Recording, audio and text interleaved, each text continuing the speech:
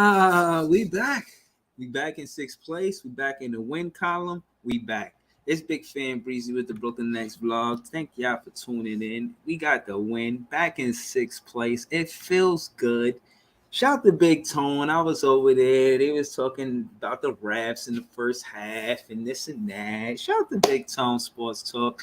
But listen, man, we gonna get into it, man. The Miami Heat fans is salty as they should be. We whipped the heat out of Miami. It's about 22 below after what the Brooklyn Nets did to them, man. Put in that work. They're not ready for us, man. They not hungry like we hungry, man. We came, and you know how tough it is to play in Miami and get a win, a tough win. That first quarter, they swore they had us. They scored 69 points in the first half. Cooled them right off in that third quarter, huh? 39 points. Cooled them right off in that fourth quarter, 13 points. Strus did not score in the second half. What? Man, he might have scored once, tops. They can't do nothing with us, man. Yo, listen, man, this was an amazing game, and it put us in sixth place, right where we need to be. Listen, on the podcast earlier, I want to say I was talking heavy about Cam Twin and Doe, and they showed up tonight, man. They part of the reason why we won. CJ had 5 for 8 from the 3-point line. That's what I like to see. 9 for 13. Had an offensive rebound, too. 2 defensive boards, 3 boards in totality, 4 assists. Listen, man, he had 4 fouls. That's because he playing defense. Nick Claxton again holding his own versus Bam. Everybody, I swear, all these Heat fans love to talk about how Bam is so much better than Clax. But when we look at the numbers, when they play head to head, it's always Clax showing up big. 14 and 10. Bam has 16 and 7. But truth is that the offensive responsibility, Bam got more offensive responsibility than Claxton. And Claxton just outplayed him. Bam was what? 8 for 14. He played his game, but it's not enough to beat the Brooklyn Nets, obviously. And they ain't got enough rim protection out there. They supposed to be this top defense. They ain't gonna see us in the playoffs. But if we did, we'll beat them. We swept them this season. We'll beat them. I ain't worried about the Miami Snowballs post. Listen, man, Doe showed up 5 for 12, 2 for 5 for 3-pointers. He had 4 offensive boards and six boards in totality. I seen him with a putback dunk. I like that, Doe. That's what we need from you every night, man. Every night you keep the defense honest, shooting threes in 2 out of 5 of them. I seen one play where you pump fake and went to the basket and yammed it on them. And that's what we need. That's what we needed. Barry said, good win, but not getting hype Magic tomorrow. I'm hyped. We took the 6th seed back. We needed that. This was a confidence win. This is a character game for us. We went in there in a road game and competed, took our 6th spot back. Now we coming for that 5th spot. Orlando's a tough act, no doubt. But they out of the playoffs. They not a playoff team. So, Ed Sumner didn't play big minutes today. Cam Thomas didn't play at all. When you look at the roster, you see the DNPs. You got to expect them to play on the back-to-back. I expect to see Seth Curry, Cam Thomas, Patty Mills, and even Moses Brown tomorrow. DDJ might even get some run. Drew Smith might get some run. Watanabe might get some more run.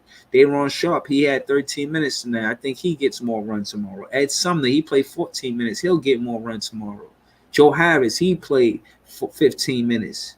Damn near. He'll get more run tomorrow. Royce O'Neal played 26 minutes. I think we rest the starters.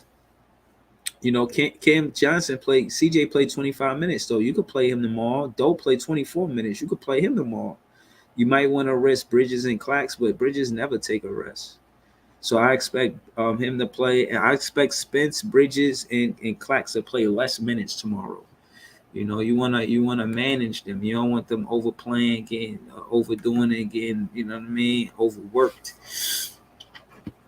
Oh man, yo, this shit was beautiful. Man, I'm hyped right now, bro. Let's keep breaking down the game. Let's keep breaking down the game. I want to first say shout to Dayron Sharp. I've been pulling for you since last season. Now it feels like they giving you your just due. They're giving you the minutes that you deserve. I like what I see, man. I do, man. I like what I see. And it feels good to be back in the win column. You know what I'm saying? Shout out to my guy. This is JTV. I'm about to throw the link in the chat for my guy. Shout out to Leaf Diggy. Oh, Sugar Honey Iced Tea. Nets fans is pulling up. That's all I need, bruh. That's all I need, bruh. Listen, shout out to all the fans. But if the Nets fans only pull up, I'm cool with it. I'm cool. I'm the other side of the pillow cool with it. I mean, shit. We looking good out there, man. Dayron Sharp. I just want to talk about Dayron Sharp. And I'm waiting for my guy Jay as well to talk about Dayron Sharp. Shout out to my guy Leaf.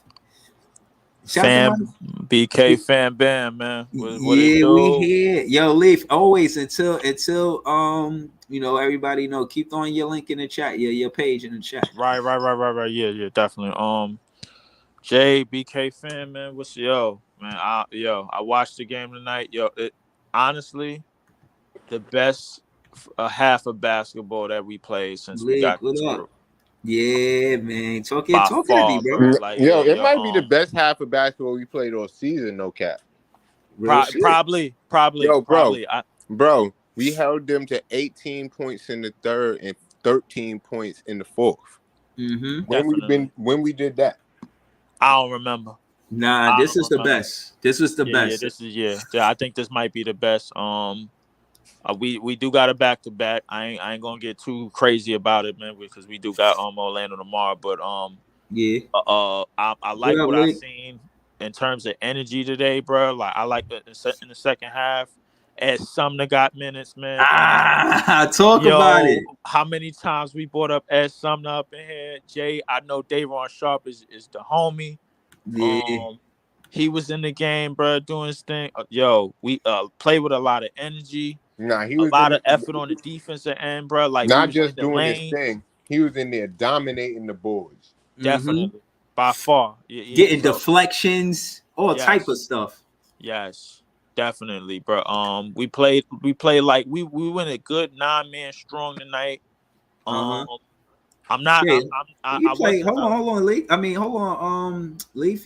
He played 5, 6, 7, 8, 9, 10, 11, 12. But I guess this 11, 12 is garbage minutes with Drew Smith and DJ. Yeah. But Dayron and Edmond gave us significant numbers. So yeah, you're right. We played a strong 9 tonight. Yeah, we played a strong 9 tonight. I'm still not with the 30+ minutes that our starters is getting. I'm kind of fringe with that. I know what it is, but I like Seth Curry did get an injury recently. I forgot. It might have been the same injury. I got to look back at that, but probably a nagging injury. Yeah, probably one of them nagging injuries that he had before, but great game tonight. Great defensive game tonight. Jay, you hit it right on the spot, bro. 18 points in the third and 13 points in the fourth. Yeah. I think that might be a record for like lowest point total in the second half, if I'm not mistaken. Somebody got to look that up. Bro, hold on. That's a dramatic difference. They scored 69 in the first half and then 31 in the second half. Like, that's dramatic. Yeah, that's very dramatic. The 31 in a second half, that might be holding the team to a low, like as far as quarter low, 13 points. Hell at home, hold it for a team that only must up 31 in the second half at home too. Yeah. That might be a lot. I might have to check that. So, because look, when we left here the other night, all of us was kind of down on the game. Breeze was still confident, but all of us was like, we don't know. They went in there and whooped some ass that second. Oh yeah. They stopped the mud hole in them niggas, bro. Like, yeah, that shit was. Had them leaving the arena early and all that. Yeah, yo, hell yeah, yo! Shout out to my guy. Said this. Tea Time Uncle said was in Miami at the game. He tagged me. He tagged me 6 minutes in the fourth quarter. The Heat fans was exiting. Oh, exiting, bro! Like they had enough. Enough is enough, and I can't take no more. Yeah, definitely. That wasn't a good night for them, but big night for us. Everybody. 3 games. This was the first time we swept them since 2013. But we whipped them though, without KD and Kyrie. Show you superstars. This was payback. Where's Leonardo at, man? Because this was payback for them injuring KD and messing up our Leonardo said he's staying in the chat, Jay. Nah. Bring Leonardo up. I got 10,000 reasons why he need to come up here. Lee. I got 10,000 reasons. He was talking crazy last stream, bro. Yeah, he got to get up there, man. He said we better wait till Saturday. Mm-hmm. We gonna lose. He was talking about the reasons why we gonna lose because Dinwiddie and because he said everything in the chat. Don't hide in the chat now. Yeah, definitely. Yeah. Come on, show up. Come on, pop up, man. Be in my cab chicken chicks took 20 minutes. And we don't hear nothing about no chicken, man. Bring that ass on up here, man. Stop. I know they ain't running and hiding in Miami, man. Nah, ain't none of that. Y'all had a nice little game lead in front of us, man, because we blew the dope against Cleveland. He pulled up for the smoke. He pulled up. It's the Miami lukewarm. Hey, don't get it twisted, bro. We're the Miami lukewarm. Hold on, it's the Miami cool. Bro. Hey, you cool out, bro. Up, right? Cool out. Miami room temperature. Cool out for a second. Hold on. Slow it down.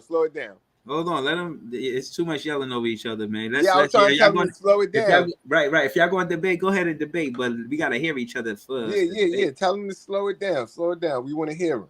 That's why I told you I want to stay in the chat. That's why I want to stay in the chat. No. I want to hear you. I'm just telling you, slow down. You good? Just slow it down. Oh, he's sipping on Henny, man. Yeah, bro. Hey, what you saying, bro? Hey, check this out, right? I told Breezy as soon as the game was over, I said, GG's good game, bro. I'm a real sports fan, so I said how it is, bro. I give you the respect you want, bro. But what I'm saying, though, you know what I'm saying? You got 8 games left. Don't let this be the only game that you win. That's all I'm saying. You know what I mean? Yeah. We're gonna find out what April 9th is the last game, right? What if it's the last game y'all win? Right. Huh? What if y'all last game was the last game y'all win? Y'all still got the Knicks. Y'all still got tough teams. Hey, I telling you right now, we going to the finals, bro. So I ain't even worrying about it. Y'all feel about me? to go to y'all final game. Right. Y'all about to go to the finals in a coffin, bro. Like that's what y'all about to go to. Hey, right. Check this out, right? Y'all don't have the bodies for it. Y'all not going to the finals. Let me tell you my Leonardo. You see the jersey I got on? You see the Jimmy Buckets jersey I got on, right? I was supposed to switch to my gaming jersey, bro. I went to KFC, bro, to get some motherfucking wings. You could believe I took 3 shots. Nah, you should have went to Brooklyn to get wings because we got mad wings, bro. That's why we booked y'all ass with the wings, pizza. Hey, we got it all. Hey, check this out, right? I even play some Jay-Z music. You see, that's what I told Breezy. Hey, I told Breezy, bro, me and Brooklyn Nets, we will never have beef, bro. It don't matter if you beat us by 100. We will never have beef, bro. My only beef is with the Lakers and the Knicks, bro, and the Spurs, bro. So you never got to worry about that. You can joke me until you get tired, bro. You could bring this up in the summertime. You could bring this up in Christmas time. You could bring this up when we beat you all again. Guess what, bro?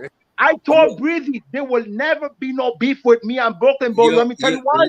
I talk with Brooklyn, bro. You know what I'm saying? The only reason You had mad smoke in the chat Hey. last time though. Right, Hey, right. Yo, no, no, Leonardo. no. Yeah, you was I you was can't trying to explain- you was trying to dig hey, our graves no, in the no, no, chat no. last Hey, time, bro. but You I gave can't explain 1,000 myself. reasons why y'all was gonna win. You said Hey, Nick Yeah. Claxton check this not out, gonna get no blocks. You said He you slapped said Kyle Finney Lowry shit. Finney Yeah, Smith. you was talking But I crazy can't- shit last Hey, time. I can explain myself why though. See what I'm saying? I gonna tell you what happened, right? Okay. You was drinking. It was that Henny. When the season started, right? No. I'm cool, bro. I'm like this all the time. No, I mean Trust me, last time in the Breezy chat, it knows was the me. Henny. No, bro. It's for real. I wasn't even on the Henny when I was in the chat the last time. That's the funny thing. So I'm telling you, right? Then that I'm was me sober? all the time. Bro, trust me, I'm me all the time. If you come to the islands, bro, next month or 4th of July weekend, whenever you come, you gonna see how it is, bro. I'm telling you, Next bro. month, 4th of July. Whenever you want to come, bro, I'm telling you, I'm me all the time, bro. Trust me. But this is what I'm telling you, bro. The only reason why I started thinking with you all was because the fact that Breezy was like, oh yeah, the Heat ain't gonna do nothing, blah blah blah. So I was like, Not bro, to us. I'm a diehard fan. I'm a diehard fan as much as Breezy, right? And Breezy is big fan Breezy. Hey Breezy, hey, Yeah. I saw your shit today, bro. When you put the broom on the Madison Square Garden, bro. I should have shit to my homeboys, bro. They were cracking up. Oh yeah. I did that like Yeah, a summer ago. In the summer, That I was a remember. couple years ago. I was like, yo, I was clicking and then I see Big Fat Breezy. I'm like, bro, this motherfucker got a boom at the motherfucking Madison Square Garden. He's a motherfucking G. Yeah. We I swept like y'all. that. Now I'm about to bring Yeah, the we broom gonna for be the about Heat. to bring a broom to Miami this time. Right. Hey, check this out, right? You all won the 3 games in the season, right? Don't think the playoff is gonna be this way, bro. I am telling you right now. Unless anything is different, we gotta wait and see. You know what's funny? That's why I was telling you all. I told you all. See, it's funny to me that you all beat us, right? Stay humble, We bro. swept y'all. Hey, Yo, when we you humble swept with us, it. That's why we gonna bring okay, a little broom. congratulations. But what I'm saying though, right? What I'm saying though is I told Breezy from the beginning, I said, Breezy, stay dangerous. humble. Don't chill. I said, don't get crazy. And then look what happened. The whole lineup changed, right? Y'all was like, oh yeah, you have to beat Miami, blah, blah, blah. Yeah, all this because other y'all stuff. injured You're Kevin not gonna Durant play on everything. purpose. Y'all Hold on. sabotaged us. Hold on, Leonardo, slow it down. Hold it down. You said be humble. Okay. I want to show you something. Okay. The word humble means having or showing a modest or low estimate of one's own importance. I will have none of it. We whooped your ass. We have no reason to be humble. No. We Breezy, whooped- see? My will have none humble of is it. different. Tell him Hey, one more my time, humble- Breeze. Hold on. Tell him one more time, Breeze. Bro, we y'all looking like Miami room temperature when we Man, was we in stomped the mud hole in y'all niggas tonight, Hey. man. Like that. Hey, like you like did. what the Hey, hell are you and you talking about, did. Leonardo? Credit to you, bro. Yo, Hey, y'all as ruined soon our as we season lost- by injuring Kevin Durant, bro. And y'all had to Hey, take that ass hey, whooping. no, stop that. Bro, We not you see ruined. what's funny to I don't me? think we ruined. That's funny to me, right? Let me tell you something, right? It's But it sports, derailed bro. our season, bro. No, we Like didn't we were win going our a season. whole direction, Bro, and because of that KD game, we Bro, Definitely. KD got I injured give playing. you that. Dog, We were the KD same got course. injured playing in Phoenix. He was sitting there practicing and he got injured, bro. No, you can't say that, bro. For real. Like it was Jimmy Butler's fault, man.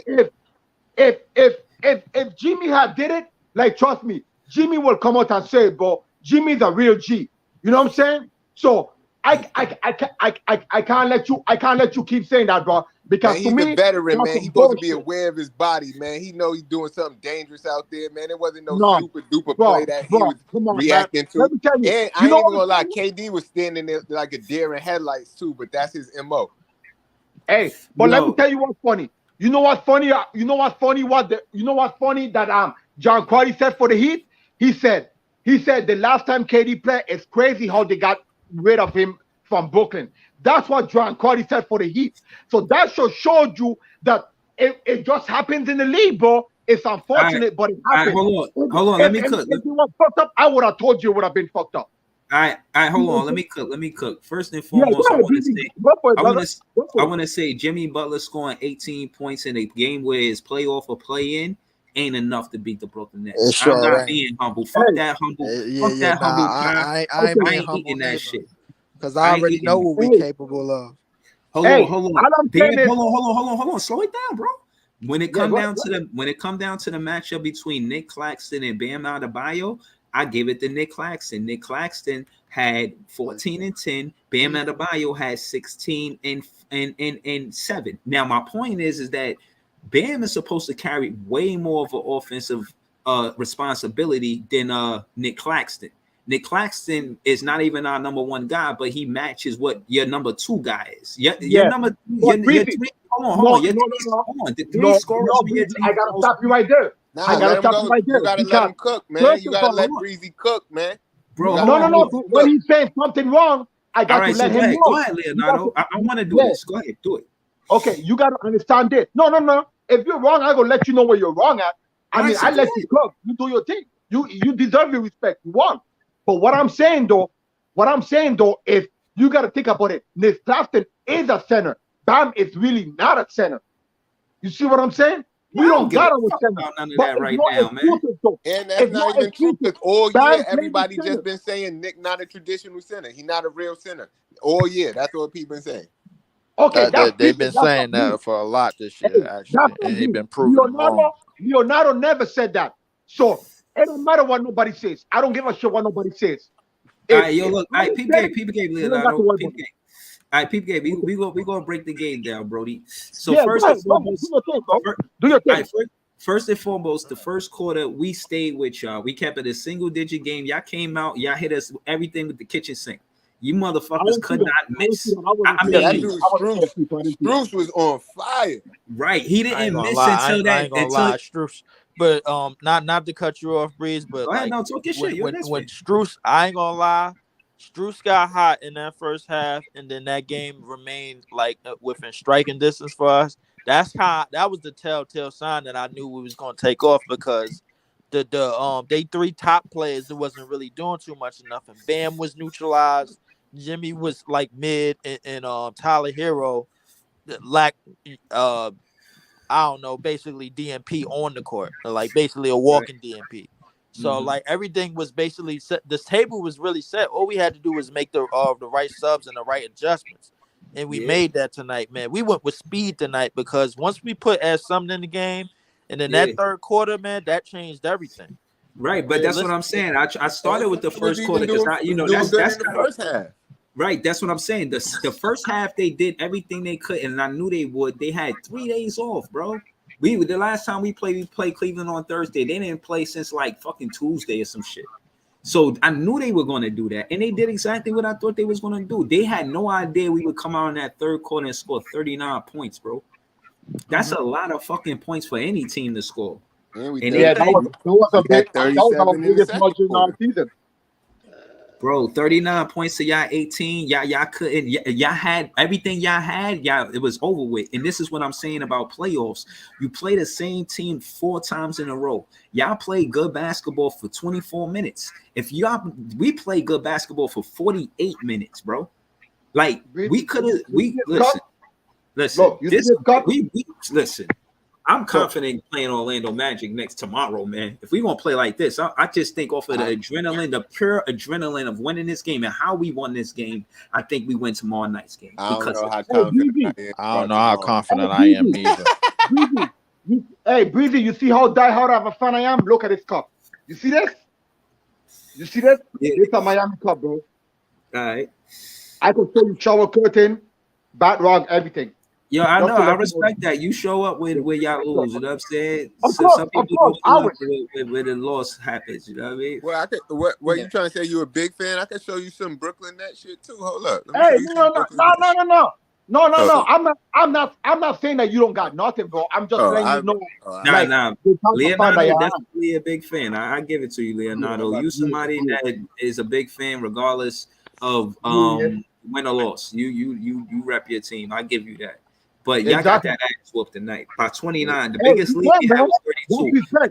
So, Lute, you got the win, bro. Like I can't deny it. No. But what I'm saying is, I want to make it hurt because we didn't just get the win. We took that playoff spot. We took it back. It was never supposed to be. Let me tell you, y'all not taking 6. Y'all take 5. Y'all would take 6 before y'all take 5. We gonna get Breezy. 5 fuck around playing like this. We got 8 games left. The Knicks got 7 games left, and Miami got 7 games left. We got a real chance on getting to 5th place. Breezy, let me tell you. Wait, Breezy, do you think y'all let me gonna tell you beat the something. Knicks?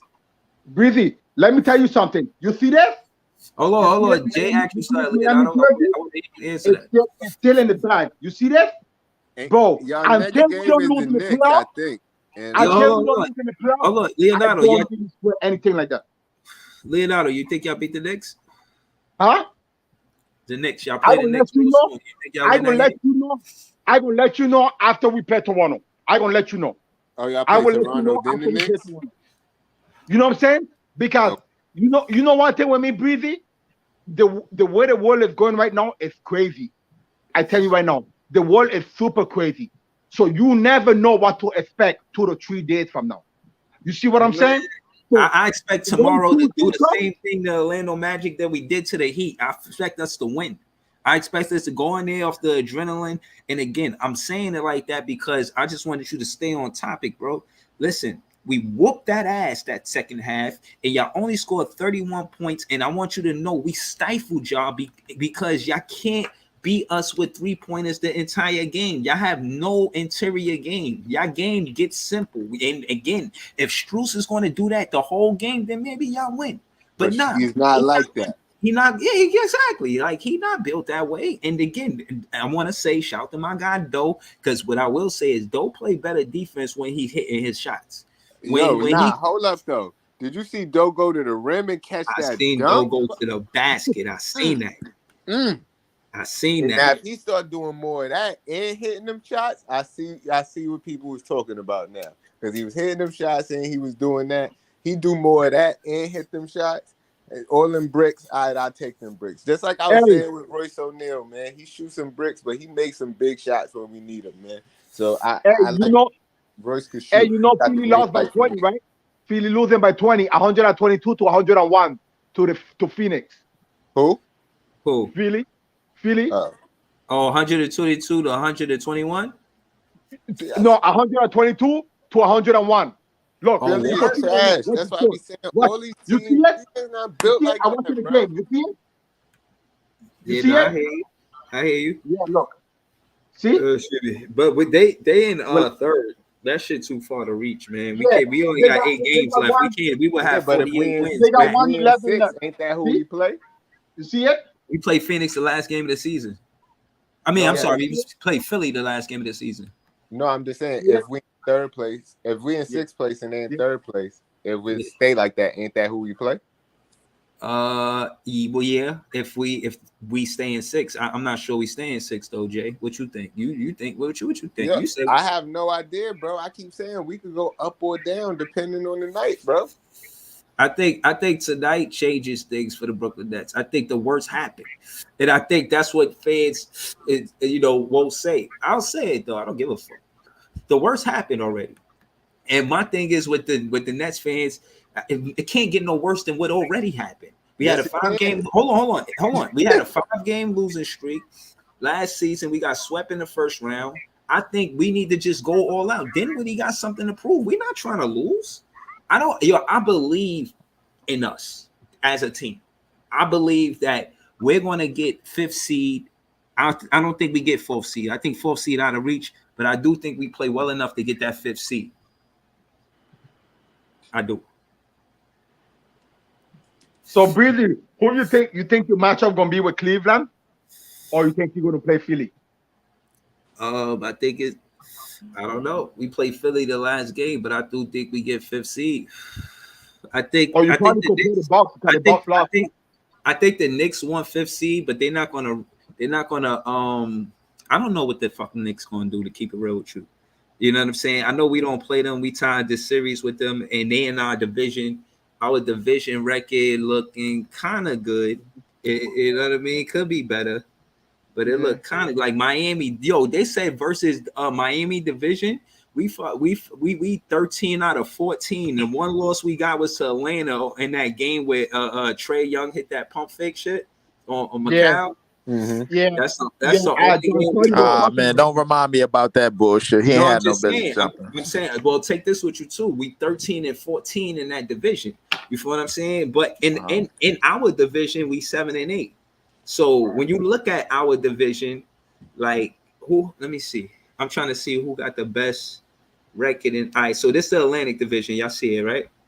Well, the Toronto got the worst record in the division. Then Philly actually 7-8. Like we see that game gonna be important when we play them. You know what I mean?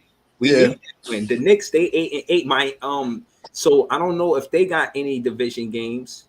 Because Orlando, that's a conference game. That's not a division game. So I'm gonna tell you right now if they got division. Do the Knicks play Philly, Boston, or Toronto before? Yeah, I'm gonna tell you right now. Give me a second. No, they done. They done. You only get 16 division games, so they done. That's their record. It can't change. We got one more, and that's that Philly game. We can only tie. You've been saying. It's a lot of variables on some Doctor Strange shit, man. We just gotta win, and that's how will know from there. You've been saying we had the toughest division. If you look around the league, you think we still got, because that might be a fact right there. Like no. Let's put it to the test. Damn near everybody in. If we not doing nothing, listen. If we not doing nothing in the postseason, the Knicks ain't winning more than one game in the postseason, man. I'm putting it out there. Hey, Breezy. The Knicks play. I go tell you their schedule. They play Houston. They play at Cleveland. They play Washington. They play Indiana at Indiana. They play the Pelicans, and then they play the last game is at Indy. Okay, hold on. Let me get to this comment by BG. And Barry says Nets should just get a pick and call it a day because the Nets not going far in the playoffs. I call cap. I'm gonna take it there with you, Barry, because I don't like your comments sometimes. I'm gonna take it there. KD, I know he's your favorite player, but he didn't do shit but get us to the second round. I'm gonna take it there, Barry, because I'm tired. KD came here and he ain't play that first year, and we gave him the bag anyway. Hold on, he played this. Talk that shit, Breeze. He played this hard out when he was here, but when he was here, wasn't a lot when he was here. I think his biggest season playing games wise was 55 games, 56. It didn't get to 60. He had no 60 game season since he's been in Brooklyn Nets, and he only took us to the second round. And I'll take it there further, Barry. If we ain't never dissembled our team and kept Harris, Jarrett, and Dinwiddie, we could have got to the second round in those 4 seasons. So again, shout to KD for playing hard, but don't play with us, Barry. I'm 100% Nets fan. You have a Nets fan, 100% KD fan. I'm with you. I'm rocking with you. This is a safe place for you, Barry. I will put you in the pen if I deem it necessary. All right, brother. But big win for us tonight, man. Listen, I'm happy we got out of it. And when we put him in the pen, we using Miami Heat. I guess I'm Miami lukewarm. That's what I'm doing. Take your ass back to that playing, man. So that's what we're cooking with Miami Heat tonight. We need to just pull up some magic in Orlando. I had to do a therapy vlog for a playing vlogger, man. I was a playing vlogger. I called it therapy, man. Shit was crazy, bro. But look, let's keep it a stack, bro. Let's keep it a stack. They only have a game back, so if we lose tomorrow, we fucked again. Jay, we're not thinking about that right now. Listen, we got some pride. But we got something to build on. He always does this. I'm a realist, bro. But Paolo Banchero is not looking like he's trying to give out easy dubs right now. Okay, let's take it there. And then Wagner. You got to stay confident, even though you might think, bro, you got a big win tonight. You still got to feel confident like Breezy and say, you know what, we're gonna win tomorrow. It don't matter if you lose, but as a true fan, you know what I'm saying? I'm not saying that you're not. Every time we lose, I gotta do 100. Listen, I think we could go on a 5-game win streak. That's what I'm saying. If we could go on, we could 180 this situation. You got to keep your confidence all the time. You want me to tell you why? Because like I told Breezy, that you all are going to win a championship eventually. So what I'm saying is You got to continue to have the same confidence all the time and don't never switch. You know what I'm saying? Don't be like Lakers fans. You know what I'm saying? Don't do that. You know what I'm saying? Don't be like Lakers fans. Stay with the same confidence, win or lose, and you're gonna be just fine. Because when you come in and you like, yo, we go on a 5-game winning streak, you win a 10-game. Yo, hold on. You can hear me, Leonardo? Yeah. I got you. Yeah, I'm here. Hold on. I want to just be transparent here and let you know that, you know, I've been honest. When I vlog, you know, if it's looking bad, I say it's bad. I'll be optimistic, but that's after the fact of getting through everything that happened for when, depending on which way it went. Now, again, I'm confident because I know how basketball is. It's like it runs and momentum and tempo. Like I took a bunch of stats. I ain't gonna go to it now, but part of the reason why we won that game, we was just going on runs. Like, yeah, they were scoring, but they not a heavy scoring team. Like y'all, you know that y'all depend on y'all defense. Y'all average 102 points, man, for the whole season. Y'all like 29th. We were like 29th in rebounds. What I'm saying is, I know the strength. Hold on, I know the strengths and weaknesses of the teams because I know the game. I'm watching the game. You know what I mean? I'm learning the game, and I'm telling you that y'all a good team. And you know, I was over there on Big Tone page. He said there's a lot of free throws, and I say Macau, he did get fouled. Like they can't guard him. Like, and then he's saying that's the only reason why we stayed in it. But again, the reason why I mentioned the rebounds is because we were 29th in rebounds. That was our weak spot. We fixed that. We fixed that with Day'Ron Sharpe. Day'Ron Sharpe is serious. You know what I'm saying? He's serious. Like he came in the game, he got 6 offensive rebounds because he's not on the bench. If he was on the bench, he wouldn't have had 6 offensive rebounds. But because he put him in the game for 13 minutes, he got 6 offensive rebounds in 13 minutes. Yeah, Breezy, but see my thing is, Breezy, like hold on. What I'm saying is I'm confident because when I look at it, not just by the stats, by watching the game, I'm looking at the chemistry and the cohesiveness, and this is what Jacques Vaughn, and again, my opinion, when he trusts Doe and CJ, he always does it. He trusts them again. When I seen the starter lineup, I'm like, all right, here we go again. And I ain't gonna lie, I was mad at CJ for getting cooked by Strus. I'm like, yo, he's cooking CJ. But I think CJ held it down. He stood steady and he stood firm because he didn't play basketball for 24 minutes. He played for a half. He played a whole 48 minutes. He played his game. So I like CJ for that. I like the fact that, you know, first off, I'm not a fan that see us not have the lead and then think we are going to lose. That's not what it was. When Ed Sumner scored right before half, I'm like, oh, we in this. This ain't over. I like Ed Sumner. Breezy, my thing is it's like this, right? When you lose, I ain't gonna lie, when Ed Sumner flashed through and hit that layup, man, I got hype. Yeah. Hey, Breezy, my thing is it's like this, right? I don't like when people say, okay, I'm so diehard of a fan, right? Like I bleed Miami Heat. Like I tell you, I got bed sheets, everything. But you know what I'm saying, and pillowcases, everything. But what to me, my thing is, I don't like when people say that if it wasn't for one player guarding this, or if it wasn't for one player doing this, you would have won. No. The team completely lost. That's it. The other team had better chemistry and they did everything. I don't like that. See what I'm saying? Yo. I don't. Hey, yo, Breeze, keep them numbers up, bro. I'm like, I feel like it depends on the games. Games it do be one player. Yo, look at how many players we got in double digits. 1, 2, 3, 4, 5, 6. That's what I'm saying. 5, 6. Almost shot with Day'Ron Sharpe with 9 points. He almost had a double, man. Double Day, man. He almost there, man. Hold on, Breeze. Real quick. How many DMPs Ed Sumner has since the deadline? Since we filed the trades? I think 18. About 18, right? And because wait, did he play in the Milwaukee game? Didn't he play in the Milwaukee game? It was 17 to 18. The Milwaukee game with Pat Mills when we put up 98 points off the bench. He played in that, right? No, I don't think so. I think he had a baby around that time, to be real with you. But I think, well, I forget the date, but it was like a month and a half ago. It was before he had a baby.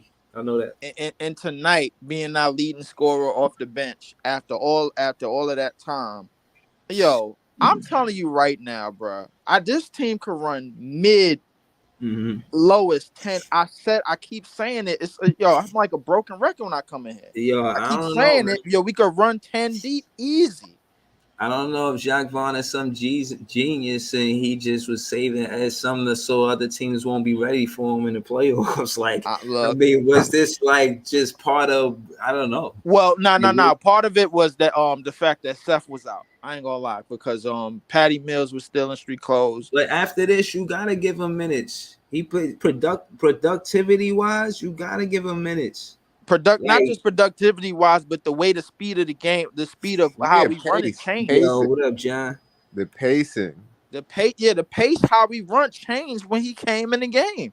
Yo, I seen it. Push the pace. Yeah, I seen it when. That's why we don't need Ben Simmons. Talk about it.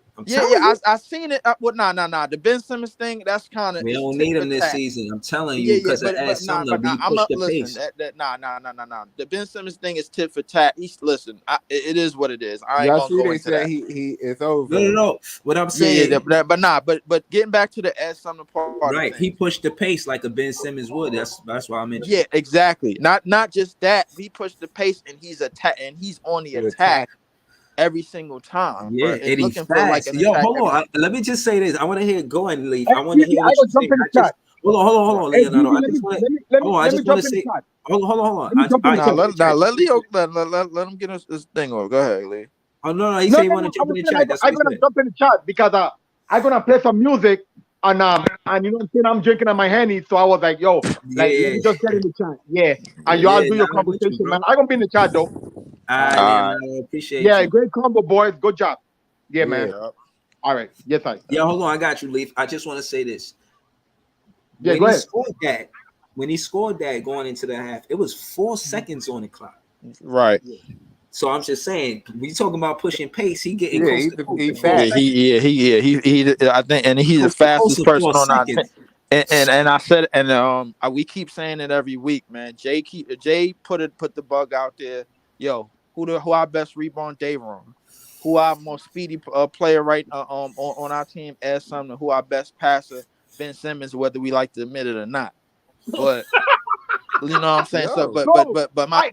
Did you just say Ben Simmons, bro? Ben Simmons is our best passer, bro. Like that. It is what it is. He is. It's true. It's true. Yeah, it's true. Bro. Hey, I go to the chat, bro. All right. Leonardo, yo, shout to Leonardo. That's my guy. Yo, shout to my guy Ken. I ain't see you in a minute. Now, Ken, I want to hear what you gotta say, but I don't want you, I'm saying, flexing. I'm saying, I heard you over there with Big Tone, and you know what I mean? I want to know how you feel as a Nets fan. You know what I'm saying? Because I was by myself a few nights, and I'm saying, and no Nets fans there, now, man. I'm like, I'm gonna hold it down. But where you was at, Ken, man? Talk to me, man. I gotta know, man. I think Ken. Yeah, he might be on mute. My fault, bro. My fault. I've been looking for a job, bro. My fault. That's my fault. All right, you good. Yeah, I've been looking for a job, but yeah, bro. I've been watching the games. I don't get it wrong. I've been still watching the games. Been tuned in. Like I watched the Cleveland game. And I seen, like, for me, that shit was a heartbreaker, bro. With Okoro hit the game winner, that shit was a heartbreaker. But bro, I didn't watch the game. Yeah, hold on, Ken. I just want to say, I heard you over there on Big Tone. And I just want, again, like, I'm a fan too. You know what I mean? I'm a big fan, Breezy. So again, I'm listening, and I'm like, all right, well, you know what I mean? I'm trying to hear what you're saying. You sound more on the optimistic side. So I want to see what you're gonna say. I want to know what's your expectations for the Brooklyn Nets, because again, I'll be over there talking heavy, you know that, and I ain't pull up because I was somewhere it was noisy. But I want to know what's your expectations for the Brooklyn Nets. I want us to make the playoffs. Like I don't want us to be in a play-in, and then I want us to earn that sixth spot. What stage you see us going into the playoffs? No. I want us to be in a sixth spot. You feel me? Because like, bro, we earned that spot. We earned that spot, bro. Like we shouldn't lose that spot, bro. Especially to Why 6 then? Why not move up? Well, if we could get, I don't know if I don't know if enough games to get to 5, but 6 is definitely enough games to be at 6, bro. Because there are only like 7 games left, I think. 8 games left, and no, it's a 7 after tonight. The Knicks is only like 2 games ahead of us. Right. The Knicks is like but Knicks got the tie break on us, don't they? Nah, it's tied. And then it's tied 2-2. We beat them twice. They beat us. So then, what would that mean? All right, let's say. I think if it came down to the same record, I think it would come down to most points or some shit like that. I think they would do it like point different. I think they would do a point differential, like so let's not make it let's not make it count then. You know what I mean? I think one of the tougher teams going to be not Orlando but Atlanta. Yo, honestly, I'm gonna keep it a stack with y'all, and y'all probably don't want to hear this neither. But I don't mind going to the play-in if we gonna win the play-in and we could build chemistry, bro. Yeah, I do disagree with that. Jay, to harp on that, bro. Like I see what you're saying. Like that gives us like an extra game to to build. Yeah, like when you some more camaraderie, and you we won some shit. Because you gonna play a first or second seed though, Jay. Once you win your spot, you in the playoffs. Jay, you want to play Milwaukee or Boston? When we do that, we at risk of playing a first or second seed. None of these teams. And I'm not scared of none of these teams. No, but hold on, but you would if you would have to choose, you would rather. All right, Jay, if you have to choose, would you rather play Philly, a third or fourth seed, or a third seed or fourth seed, or would you rather play a first and second seed? I'd rather play Philly. Yo, let me get that. Yo, I feel last time we played Boston, we won, right? But that's one game though. It's a 7-game series, just bro. Beat us twice. So if we get into the 5th spot, we got to play them. But like I said, I'm not scared of none of these teams because I think we could have won both of those games. Yeah. But see, all right. So hold on. Building chemistry, and that's what we need to build. And sometimes it take an ass whooping to build the chemistry. Nah, I seen a lot of chemistry tonight, and just harping in on that. Hold on. Ass whoopings to get to there. Right. Okay. So that being said, I want to say I disagree with a little bit of that too, because I feel like we competed in some of those games. And just again, and I'm addressed this early on. KV and Who Run the City, the podcast at 11 o'clock on Saturday. That's where we at. Listen, that 2-minute report don't do nothing for fans, man. They admitting that they did wrong by missing the call. But what does it do? It does nothing. You don't get to win. You get us in a play-in situation instead of having us in a playoff situation, because they was like, oh, was it a lane violation by Donovan Mitchell when he got the rebound and whatnot? But didn't I say that the other night? And I didn't say lane violation, but I said he threw that shit off the rim on purpose because he knew he was going to get the rebound. That's what he did. Yeah, and again, I feel like chemistry, we get that from, and as far as the worst happening this season, that was the worst. We need to see the best. We've seen a 5-game losing streak. It's about time we see a 5-game winning streak. That's where I'm at with it, because the way we play and what fans been asking for, we got tonight. We all wanted to see Ed Sumner in the game. We got that. We all wanted to see Day'Ron Sharpe do what he do. We got that. And that was the major difference in the game. That's the adjustment that we wanted John Vaughn to make, and he made it. To add to that, not only we got what we wanted as fans in terms of like personnel coming off the bench, we also we got a way out of the win column and one of our best wins, arguably our best win of the season. You know what I'm saying? So and on the road. So my thing is, Young Africa, what up, man? That's buddy from whatchamacallit, he was going in on Ticket the other day. But just to harp on more of that, bro. Be honest with you, bro. Like, I ain't scared of none of these teams, bro. Like, I think we match up perfectly with Boston because we got the wings to match up with them and the wings to follow them and everything. I think we match up perfectly with Boston. I think our benches highly is a bench that could go off at any given moment at any given time of any given game, because we still got shooters on the bench and we still got players on the bench that could go off, man. Like, listen, I think the last point in this entire context, listen, Jay is on Day'Ron Sharpe. He got Day'Ron Sharpe. Me and Breeze was on Ed Sumner. You got Ed Sumner tonight, and now the last. Yo, I'm gonna piece, keep it real with you, man. Jay been with me doing these streams early, so but me and him, we both watch. And he know my favorite player, Cam Thomas. His was like Day'Ron Sharpe, and I like Day'Ron Sharpe too, but I did like Cam Thomas more. But I ain't gonna lie, Day'Ron Sharpe showing up, man. He round 1 draft pick number 29. Got him from the Phoenix trade. That's how Shannon got there. Shannon got to the Phoenix Suns. Jay was talking up Day'Ron Sharpe, bro. Last year, if we would have put him in the game when we needed rebounds, bro. About it. Yo, bro, I was screaming this nigga name last year. Pause.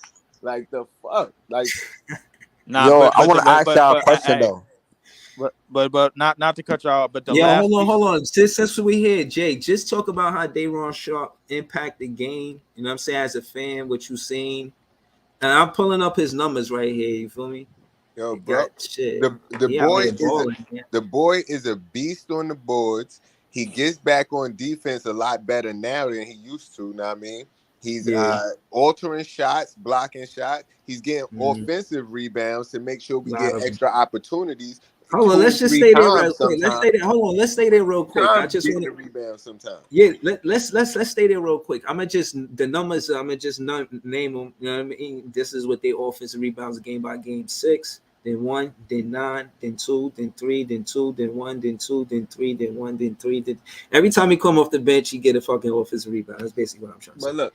Peep what I'm saying though, bro, and this is what I've been saying from the beginning. If we got Clax in the game, who people say, "Oh, he can't do it," but he's like one of the leaders in blocks. And then if we would have had Day'Ron playing alongside him, he'd have been one of the leaders in rebounds. We'd have been great, bro.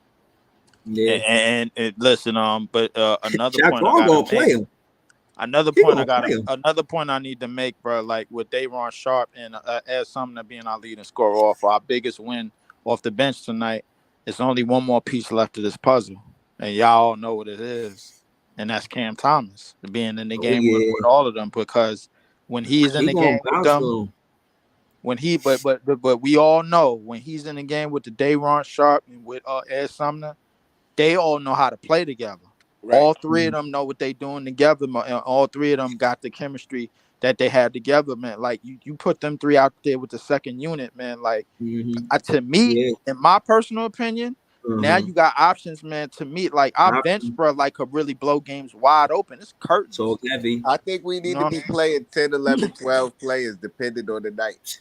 Our biggest lead was 32 points. We need to be adjusted to what's going on the floor and playing who we need to play in that moment. And I think that's the strength of this team, that we got people like, if we see that we need to push the ball, put Ed in the game. If we see we need more perimeter shooting, put Seth, Patty, fucking all the money shooters like Harris. Like we got depth, and we don't be using the depth. We just be trying to play whatever plan Jacque Vaughn be having, but he need to change the plan, and it seems I think our greatest strength, bro, to add to that, Jay, is depth and adjustments is going to be our greatest strength going down the stretch of this season and going into the playoffs. And the thing is, hold up, nobody expecting shit from us. That's why the funny shit. We could fuck around and surprise some people. Exactly. Yo, I'm telling you, I don't think Jacque Vaughn got it in his heart to bench Ed Sumner and give him a DNP after this. I don't think he benched him after 3 40-point games, bro. Nah, this is different. This is different. His relationship with Cam Thomas is different from Ed Sumner, and I think that Ed Sumner, he's the player that gives Dinwiddie less minutes. Dinwiddie played 38 minutes the game before that. You know what I'm saying? Tonight, what did he play? How many minutes he play? I'm gonna check, man. I'm not gonna lie. I'm not a fan of Dinwiddie, bro. Nah, I like Dinwiddie. Right. Nah, I'm not. I think I'm not a fan of him as a starter. I think he's a bench player, bro. I like Dinwiddie, but I don't like Dinwiddie as our lead guard. As a starter, exactly. I keep him as a starter. Fuck that. Nah, as a starter, he's fine, but not as the lead guard. Yeah, he pound the ball too much for me as a point guard, bro. Yo, man, he be going to the basket like he don't. The offense don't get stagnant, and they can't stay in front of him. I ain't gonna lie, Breezy. You gotta be honest, Breezy. No, hold on. All right, so we being honest. hold on. Breeze, hold on. It do you get don't think it stagnant would be sometimes. good if Ed started at point guard and had Dinwiddie at shooting guard? Listen, it'd be nice. Like I'll say this: it's a blessing and it's a curse with Dinwiddie. Like our offense will do good with him sometimes, and then it could get stagnant. Steph could be the backup point guard. Yeah. Like with Dinwiddie, when he get downhill, it's good. But when he's like just dribbling at the top of the key, like he's just dribbling and not doing that. But that's look, when that's he's the like thing. If we had Ed as the point guard and this nigga Dinwiddie as the shooting guard, he changed the game. Yeah, the combination of Spence and Sumner, because they play different, and again they both go downhill. Yeah. That's why they play the same. So again, the shooters get more space. The jump shooters get more space to, you know what I mean, see the hoop. You know what I mean? Before they put it in the hoop, they get a better looking at the hoop.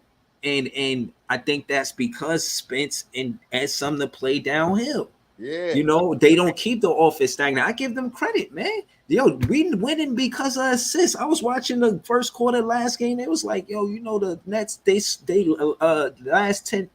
last 11 field goals got 10 assists.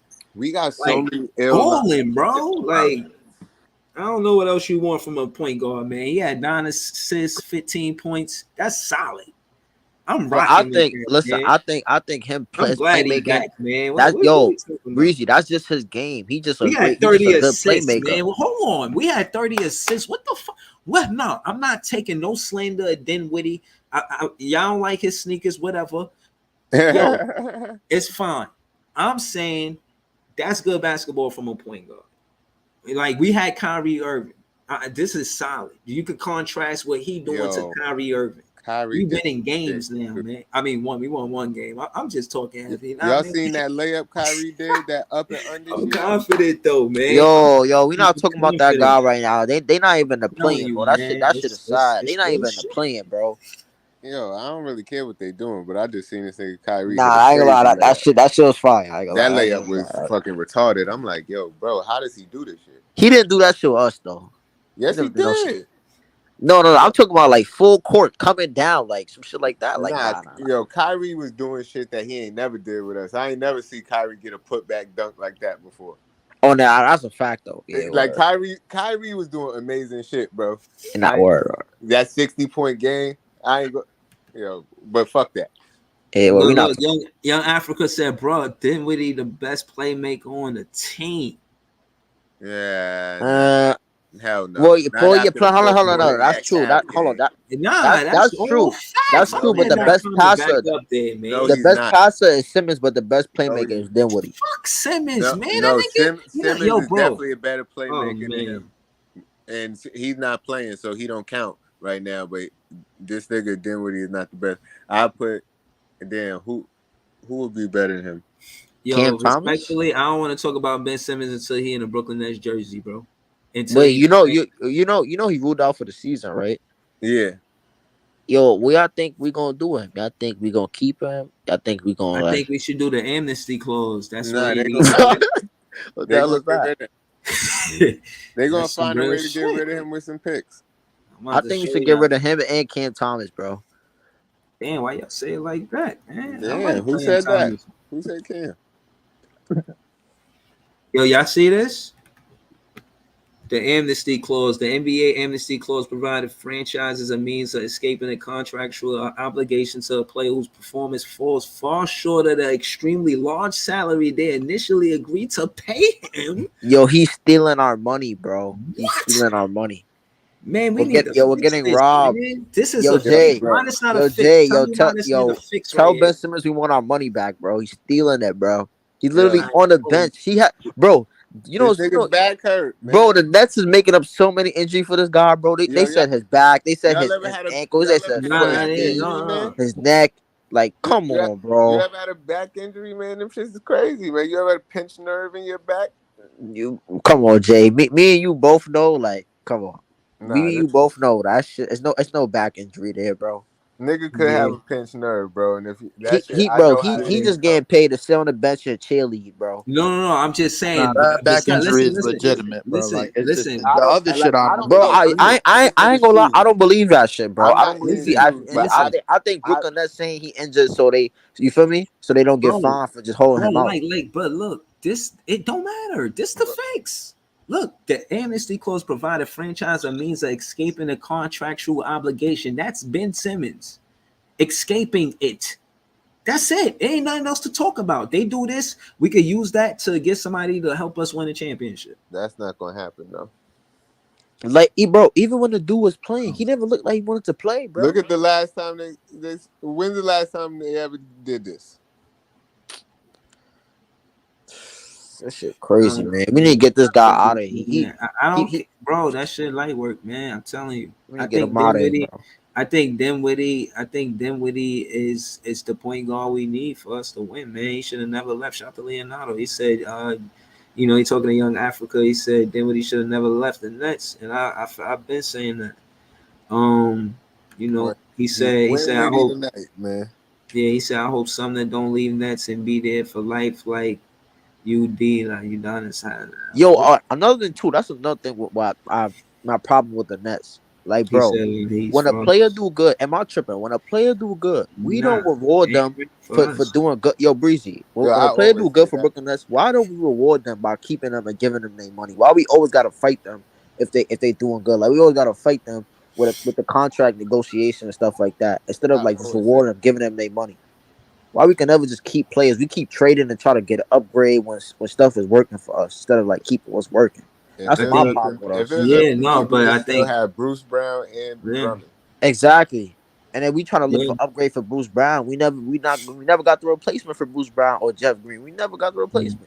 But we have to trade our two best players. Yeah, but I think at the end of the day, you gotta realize that a lot of things that people miss is the relationships that Dinwiddie had before he left it.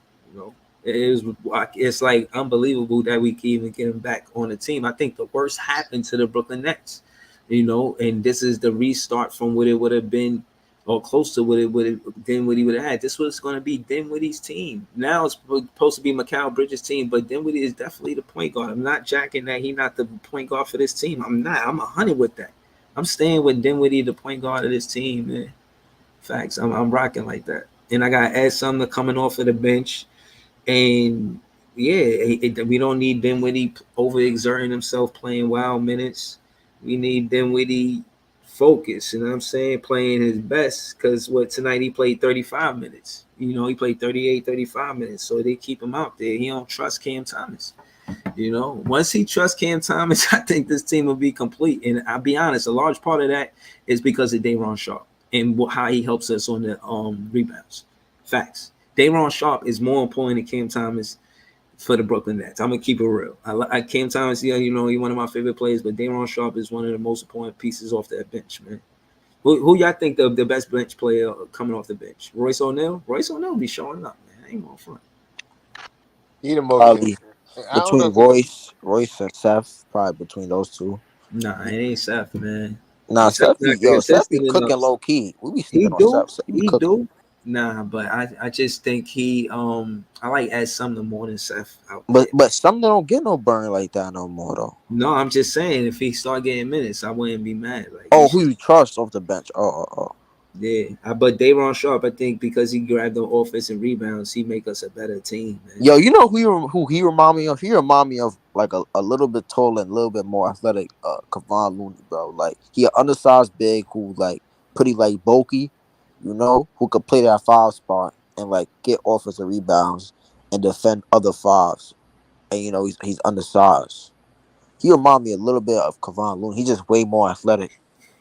Yeah, I mean, you could rely on him for rebounds, and I think that's his game. He get putbacks, he get tip dunks, he be close to the basket. He good around the basket. Yo, that block on Mobley was nasty, bro. Yeah, that shit was nasty. That was nice. I was shocked. I'm like, Day'Ron got that shit in him. Damn, I never seen Wait, it. Like, I never seen bro. Like they practice together. Again, that's why I wanted Allen to stay. Like, let them stay together. Don't either or that situation. And I hope they don't either or. And again, a lot of us, and I ain't gonna lie, there was times where he didn't play well. Oh, he wasn't in the right situation with the right roster around him. Like, he's good in that lineup with DFS.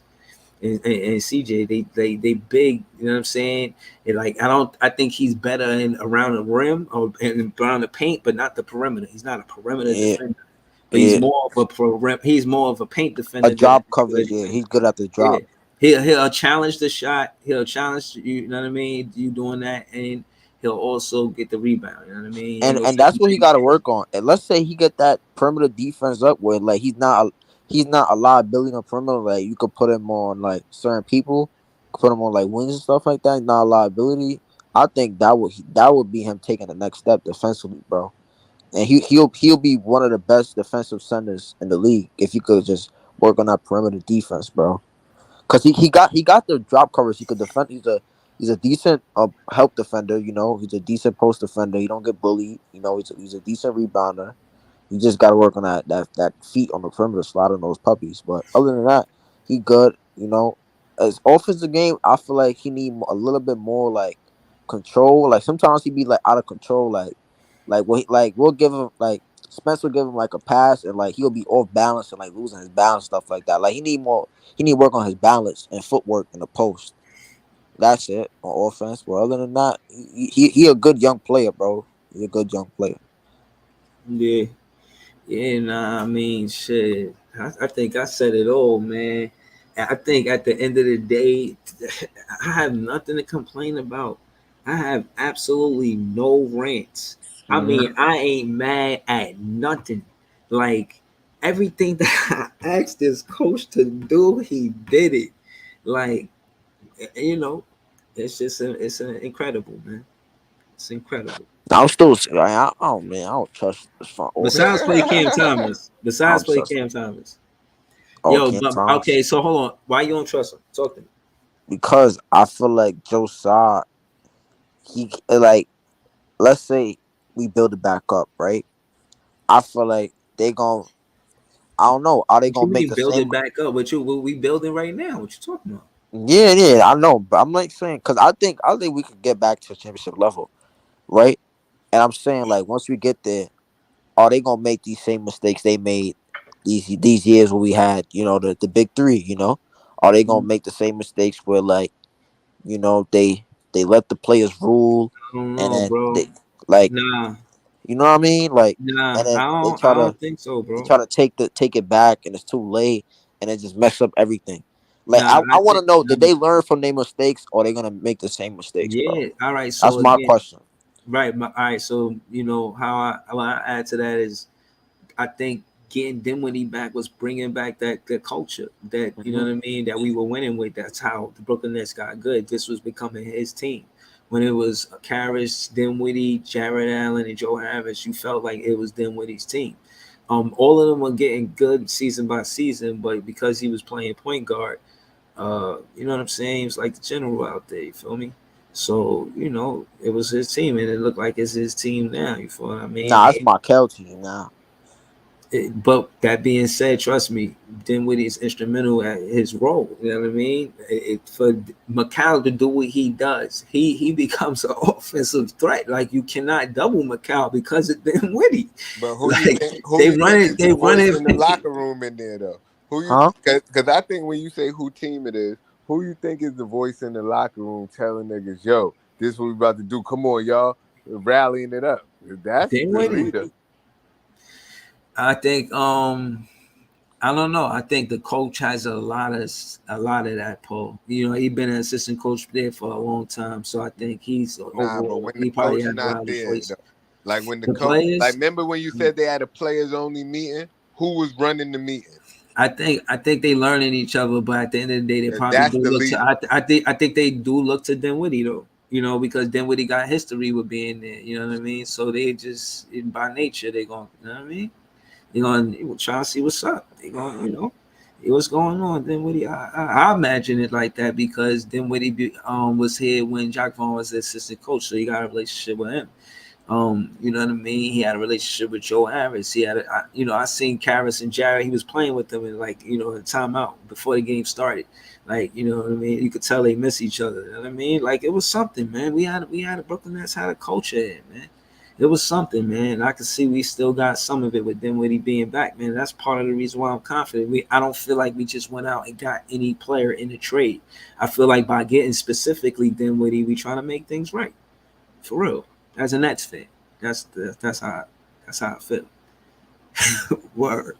But yeah, man, that's just me. I'm a big fan, man. I'm being confident. We play Orlando Magic next game, and when Jacque Vaughn became the head coach, he coached the Orlando Magic. I think he got something to prove. I think he really want to win this game, to keep it real with you. Yeah, man. I don't think he probably, you know what I'm saying? I hope he getting some sleep. But I think he really want to win this game tomorrow, man. Or today. Yeah, man. I'm confident in the Brooklyn Nets, man. Hold on, let me get through some of these comments. Leonardo said, John, you can say that. He said, say the same about MJ if he didn't have good players. What? And then he should have never left Brooklyn like UD never left Miami. Who's UD? John and MJ didn't Washington or as an owner. Say talking about John. BG said, "What y'all rather, the pick or make the playoffs?" I think Sean Marks is good with picks. I trust him with the picks. If everybody mad at that Royce O'Neal pick, but I like it, man. So whatever. I think we make the playoffs. We got Nick Claxton at 31, and we got draft. You know what I'm saying? We got good draft picks, and it wasn't like 1 through 10. So I trust the front office with the draft picks. But yeah, no, I'm confident, man. I'm confident for good reason too. Man, every game. Nah, I don't trust that nigga Marks. Every game is a tough game, man. So I feel like we just gotta stay focused. Yo, speaking of them, when the last time they been at a Nets game? I haven't seen no pictures of Saab. Bro, we need to send out a mission report for that guy too. Saab. I haven't seen Saab ever since this stuff. I haven't seen Saab the Nets game posting, reposting the net. You posting Nets on Twitter. You been real quiet, bro. I haven't seen Saab. I haven't seen Marks. Like, bro, that's another thing too. Like, when it's time for them to be held accountable, like they never did. They always, the media like always be nice to Marks, and that's my problem with them too. Like Brian Lewis and like Christian, like I know it's because like they don't want to lose their job or nothing, but like, bro, y'all gotta like ask them the tough questions, bro. Like this why like and like the big organizations like LA and Boston, like this is why they have so many, because the guys who need to hold accountable was held accountable, bro. You feel me? Like guys like Mark, they gotta be held accountable, bro. Like we gotta ask them the tough questions. You feel me? In the interviews, ask them like, why? Like, you know what I mean? It's just, but we gonna see, bro. We gonna see. I want to see how they build in the summertime. I want to see what they do. I want to see. I'm interested, but I want to focus on right now too, though. I want to focus on like us first of all, trying to aim for that 5th spot if you can get it, or if not, making sure we lock down the 6th spot. Because I don't want to be in the plane. I don't want to be part of that shit. Because I seen what happened last year. A team who was the Pelicans, they took out the Clippers, and the Clippers was 7th seed, and the Clippers had the home game. The second game was home, and the Pelicans was like they won. They came off a win at their home, and they went away and beat the Clippers. I don't like that playing shit. That's just too like that one game limit. I don't like that. I don't like it. It's too risky, bro. Man, that's why the Cavs is mad at us now because we clipped them in the play-in last year, and then they got clipped again. Yeah, I don't like that. I don't like it. I don't really like it. For revenge on us. Don't get me wrong. It make the season exciting, especially the ending now. About to be mad excited. Look at the West. That shit is mixy, bro. From fucking the 6th seed to the 11th seed. It's like one game back from each other in the loss column. So that shit is crazy, bro. That's gonna be popcorn, bro. Because whoever lose, they gonna be tight. And I'm not gonna lie, it's a chance the Warriors could not make the playoffs. Now people are gonna say I'm crazy, but it's a chance because all they got to do is have like let's say like they go into the play-in and they have like 2 bad losses, like 2 bad games, and we see them have 2 bad games this season. They out of the playoffs, bro. And that's the thing about this playing, bro. 2 bad losses, bro. You out of that shit, man. And like, it's just like that one. It's like March Madness, basically. That playing. It's like March Madness. Like you get 2 games. If you don't get it, you out. You out the playoffs. And you could be 6 seed or you could be 6 seed. I mean, you could be 7 seed and you could be earn your playoff spot. You could still lose it.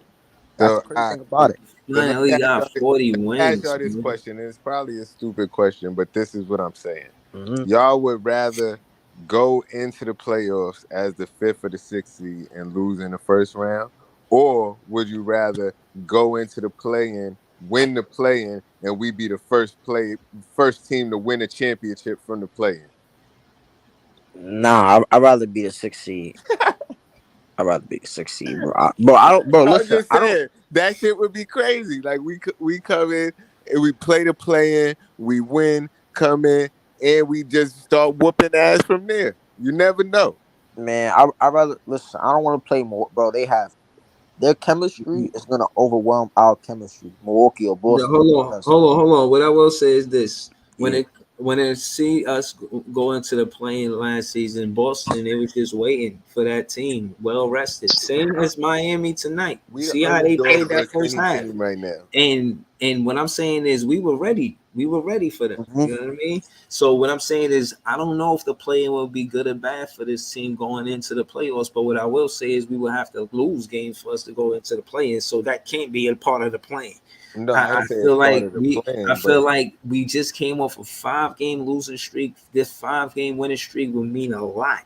Us going into the playoffs with a win streak would mean a lot. What if we go on an 8-game? Hold on, if we could hypothetically look at it like that and really look at it like a 5-game losing streak, what if hypothetically we went into with a win streak for 8 games? Now, what if that happened? No, we would be 48 wins in. If that happens, then we could be in 5th. But we probably couldn't be in 6th unless Cleveland go in an 8-game losing streak. That's not happening. That's the only way we get the 4th, but they're not going to lose every game. That's not happening. They not about to. That's not happening. Yeah, they won their last 3. Yeah, and they were 8-2. And then on top of that, they have the tie break on us now, right? I know they won 1 game. I remember beating them twice though, for real. No, we didn't play. We played them 3 times this season. We played them in Cleveland, and then we just played them twice. Well, I know we won that first one. Then. So it's 2-1. No, we didn't play them 4 times. We played them 3. I don't remember losing to them twice, man. I think we lost to them twice just now, but I think we beat them twice too. Oh those last 2, my fault. Nah, I think that was no. We played them. We played them. We played them one. We played them 3 times. We just played them twice, and then before that, I played them once. Because I remember us beating them in Cleveland, but before that, I don't think we played them. I might be mistaken. I might be wrong. No, man. But I do know I want us to play well up until the playoffs. It's just you would feel like we gaining chemistry. You know, we went on a 5-game list. That's what I'm saying. Like I think that they learn from that. They learn from all of those times, knowing that feeling. They don't want to feel like that no more. You know what I mean? Especially Dinwiddie, man. He out there hooping, man. No slander. I do not want to hear no Dinwiddie slander. He out there hooping. So now we gotta give him some slander. When he was like complaining about when he was complaining about the officials, bro, like that was kind of ruining. Nah, he funny as hell with that. I don't know why he complained that much to the officials, man. I agree with him. But I think the reason why he put pressure on them though. Like, I agree. But the complaining is not going. The officials is not going to want to give it to you more. If you complain, if you play through it, they're gonna respect it and give it to you. If you playing and you driving to the paint every time and you're not complaining, you getting hit and you playing through the contact and you finish, the officials gonna respect it. But if you stopping every time and complaining to them, they just not gonna respect you and they not gonna want to give you the call. But he was 5 for 6 out the line. So, and he was 4-11 from the field, and he had 9 assists. So he out there playing basketball. He a plus 17. Feel what I mean? So again, I hear what y'all saying about Dinwiddie, but then I look at the matchup. I'm like, all right, who is guard? Gabe Vincent. Gabe Vincent, what he at? 5 points? 5 points, 1 for 4. So he playing defense. He 1 for 6 from the field. You trying to tell me that ain't because of Dinwiddie defense? Stop it. Stop it. He playing both sides of the ball. He ain't miraculous on offense, but he playing both sides of the ball. Let me ask you a question now. Who would you rather, Dinwiddie or Jalen Brunson? Yo, I'm taking Dinwiddie, man.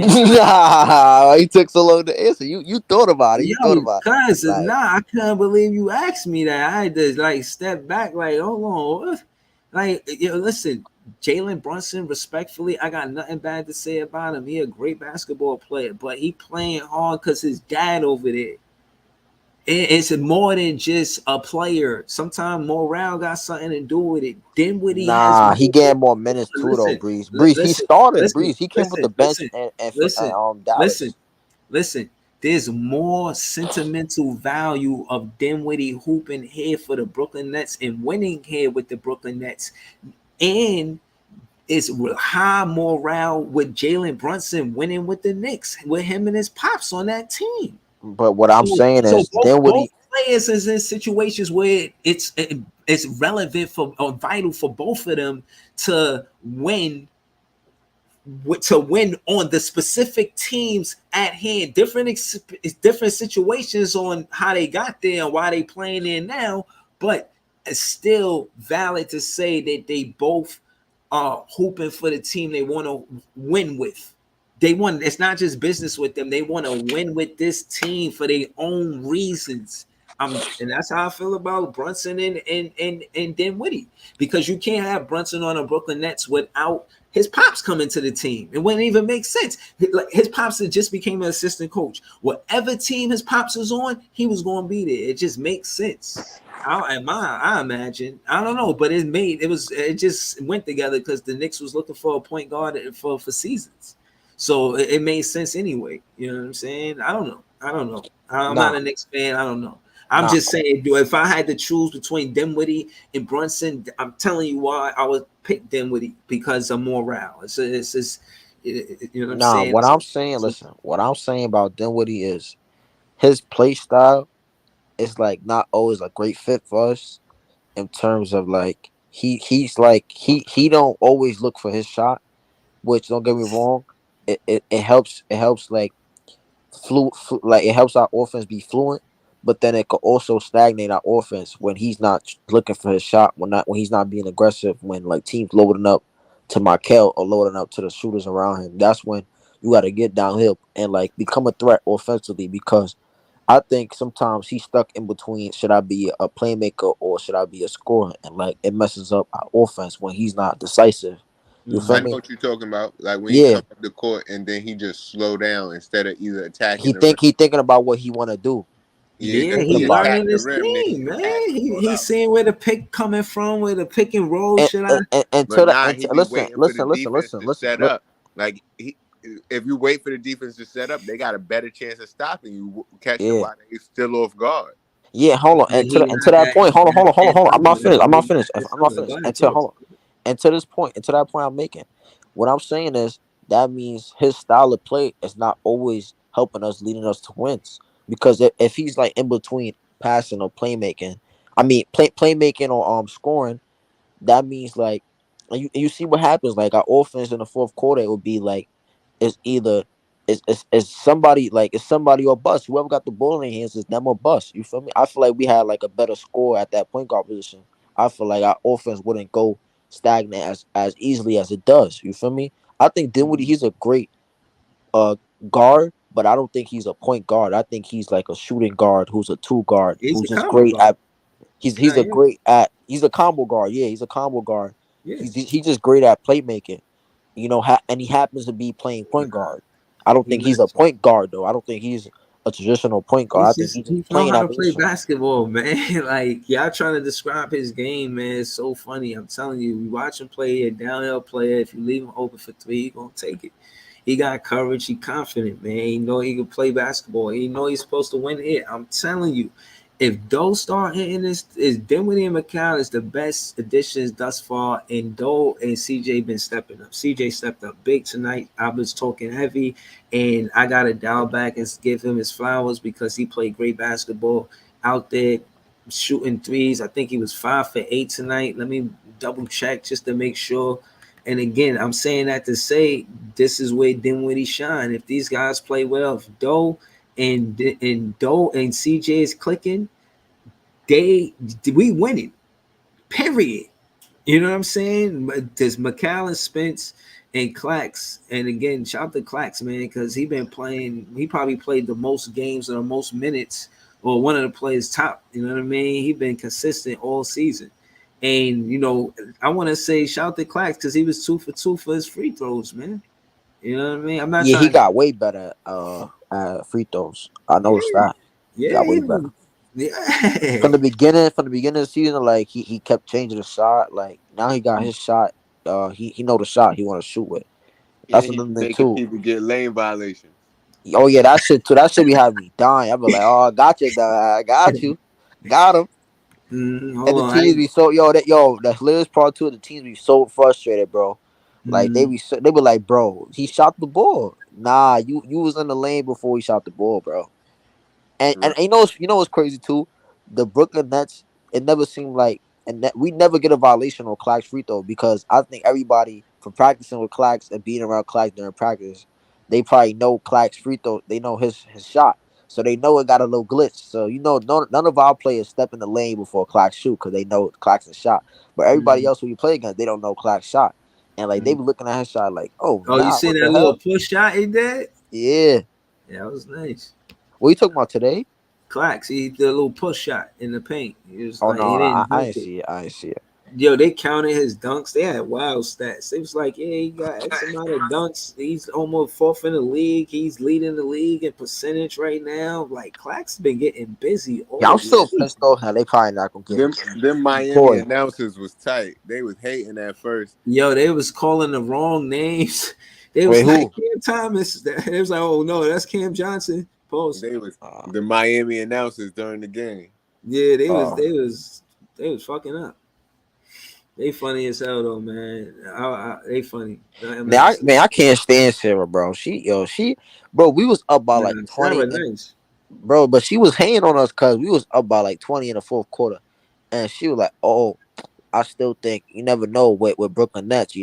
Ever since that Cleveland game, I don't. I gotta actually see it to believe it if they're gonna actually shake it off. Because like." She was so disappointed in that loss from Cleveland that she didn't think we was actually gonna pull off this game. And I'm like, damn, Sarah, you got no belief in us? Yo, like, listen, she just be so pessimistic sometimes, bro. Nah, listen. I named my vlog the other day fan therapy, man. Come heal with us, man. Yo, like I was hurt. I couldn't believe we was on a 5-game losing streak. My predictions was wrong, but anyways, case in point is. Yeah, I felt that way in that time, and it was because it's the first time it happened all season. And we going towards the playoffs. You don't want to see them melt down. You want to see them play well. If there was ever a time for them to get it together, it's now, and we seen that tonight. So, you know what I'm saying? Next time you hear her do commentate, trust me, it'll probably be a different tone. And as a fan, I'm not gonna lie, I'm honest about what's happening with the team. Like, yeah, I could say, yeah, these players got potential. We right sometimes. Jay, like they were saying, Jay was mentioning Day'Ron Sharpe, and when you see the potential in Day'Ron Sharpe, you know what I'm saying? Day'Ron Sharpe playing good basketball, you see the potential, but if the coach don't play him, then it is what it is or whatever. They get traded or whatever. But nah, he's starting to play him before it's too late, and that's what we wanted. He's playing him before it's too late, and he's saying this serious with Day'Ron Sharpe. Everything you asking for, professionalism and all of that, and making sure you stay ready, you get that from Day'Ron Sharpe. You know what I mean? They say he the brightest in the room, and he always in a good mood. That's what he looking for. Like Cam Thomas is tight. He's the total opposite. Like, man, please. I'm trying to play basketball, but Day'Ron Sharpe, he different, man. So that's a personality thing. I hope they work it out. because I think it would be good coach to player, man, if they work this out, man. But we'll see, man. I want to see it before Dinwiddie get hurt. I don't want to see Dinwiddie get hurt at all. I thought he was almost got hurt tonight. It was a scare, but he seems to be fine. I ain't checked the injury report, but I ain't seen nothing pop up. Yeah, we don't need none of that, man. We want to see us healthy for real, man. So I don't know. Yo, do y'all think we're gonna get Jaylen Brown, bro? Nah, I don't think he's gonna stay up on I don't think he's gonna stay a Boston Celtic forever, but I don't think we get him though. Why not? Why would he want to come in? I mean, we're building a culture. In the first place. Huh? Because he's supposed to be here in the first place. Fact. But he was defending Kyrie. Maybe that Kyrie thing turned him off. Maybe. Oh yeah. Oh my God, I forgot about that shit, bro. The Joe side. Oh my God. You see what I mean, bro? No. But what I'm saying is, as far as coach is concerned, it may not be with Jaylen Brown, but it's definitely with Dinwiddie. You know what I'm saying? So, you're not going to get every player that's going to want to win here. Some free agents, they're going to want to come in. They're going to talk that talk, but they really want the bag. We seen it happen. GM, he got to be, slick as a can of oil, man. Wait, I want to ask another question. Do you think... man, you got to be careful, man. I want to ask another question. Do you think Brooklyn... They're good on these trades, man. No. I want to ask another question. Do you think Brooklyn is attractable enough for... free agents to come in the summer, or do you think we have to make trades for them to come? Say that again? Do you think free agents is attracted to Brooklyn enough where they come on their own will? Do you think we have to trade for the free agents? I don't know. I think Dinwiddie hoping in the same way that KD and Kyrie was attracted to the Brooklyn Nets. Then it was because of Dinwiddie hoping with Jared Allen, Caris LeVert, and Joe Harris. You say they I know they like Kenny I don't know why they ain't like Kenny Atkinson. I'm gonna tell you that. Because he was a good player development coach, and they could feel as developers they wanted. They didn't win it. So shout out to them. They still great at what they do, but record wise, we went to the second round. I think we could have did that for him to disassemble the team. That's how I look at it. And I think we really going forward, we good. Go getting the coaching back, man. I'm on it. Yeah, I think we could beat the Sixers, Barry. Yeah, just to answer your question. But I ain't gonna lie, I want a star, bro. I like role players. I like it, but I want a star, bro, because once you play a star, you're gonna need somebody to match your star production. If you don't have no star to match that star production, it's not gonna work. And we gonna see that in the playoffs, bro. You're gonna need somebody to match a Giannis or Tatum or Embiid. If we could just get all these players to score 20 a night, we don't need nobody to score 50. But it's not possible though. Score 20. That's not possible, bro. Because it is possible. Well, you gonna that's how that. Tonight we had what? How many people in double digits? But is that gonna happen 4 games out of 7? It could. Yeah. Well, wow. Look. Okay, so what I'm saying is, you're not confident because of who? Pick them out. I'm not confident because of who? What team? I don't know like who we could beat them. The way we've been playing is that for me, it's not the other teams because none of the other teams is like that to me. Like Boston, once I saw them lose to Orlando back to back, the way we lost to Cleveland back to back, I said they not like that to me. Once I saw Milwaukee, we ain't get swept by them, right? No, it's 2-2. That's what I'm saying. Like we could beat them. Like in the game that we lost to them was winnable. Oh no! Matter of fact, it's 3-1. It's 3-1. We could beat them. That's what I'm saying. I don't think they scary either. Philly, I don't think they scary either. Cleveland, they just smacked us twice. And those games we could have won, but man, I don't want to say they smacked us. Like but I'm just saying. Let's say Markel smack. All right. Let's say because we obviously know that all the guys, all the starting five, not if we go to playoff, they're gonna have 1 or 2 bad games, and let's say on one of those 2 bad games, Markel go crazy. who's like gonna be the other guy to like go with Markel when like them guys having a bad game? Yo, everybody on our bench could give us 20 or the night when we need it, bro. But you saying on a good night? I'm talking about on the bad nights. Who's the guarantee? Like who's a guarantee every like night? That's what I'm saying. Like Milwaukee, Giannis is a guarantee 30 plus every night in a 7 game. Holiday is a guarantee 15 Yeah. points, 5 every night.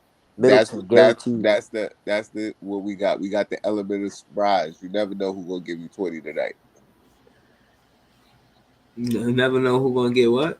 You never know who's gonna give you 20 tonight. Shit, you're gonna get 20 damn near from Spence, Macau. He definitely gonna give you 20. And you definitely want to get. I'm talking about from Ed Sumner, from Seth Curry, from Cam Thomas, from fucking Watanabe, Day'Ron Sharpe. Any one of the players if could get hot and give you 20 on the night if they get looks depending on what team we play. All right. See, hold on. That's what I'm saying. All right, listen. Against the good teams, we need a guy who's gonna create those good looks. I think we don't create enough good looks against those good teams. Against the bad teams, we create obviously good looks. But like we against the good teams, we don't. Averaging 10 assists in the last 7 days. Like we had already said, all we need is Royce and Sumner to slash. Like as soon as they start driving towards the rim, that creates pressure on the defense. Then all the shooters get room to shoot, and we attack the rim. So either we get the easy buckets in the paint, or we passing it out and get open looks on the 3. Yeah, but not yeah, but some of those open looks is good, but some of them is like bad shots. I'm saying with a great player, you could get like about 70% of your shots could be great shots if you have that player who gonna draw the attention, and then they're willing pass out that double team or help. We don't have no guy who's creating a lot of attention because everybody's staying when they play us, they staying home 1-on-1. You're right. I feel you. But what I'm saying is when Dinwiddie and Ed Sumner, if we have both of them on the court at the same time, when they're slashing, they are creating that pressure because at the end of the day, they don't guarantee a double all the time. But once they slash and they're getting buckets like that, they have to react. And once they react, then that's when you pass. That's when you get good shots. We can't just be standing around the 3-point line, passing the ball, playing hot potato like we be doing. But bro, 10 assists is just because they don't got Cam Thomas out there. Cam Thomas is Ed Sumner. Ed Sumner next to Dinwiddie. You don't know who gonna go to the basket, Dinwiddie or Cam Thomas. Both of them are gonna do that. But if Doe out there, and that's why we so happy to see Doe get it done, because he don't usually go to the paint. But if Doe start driving to the basket, and they only gonna respect his 3 if he knocking it down. That's why he wasn't driving to the basket. I think that's what he tried to do with his offense. He tried to, hit the 3.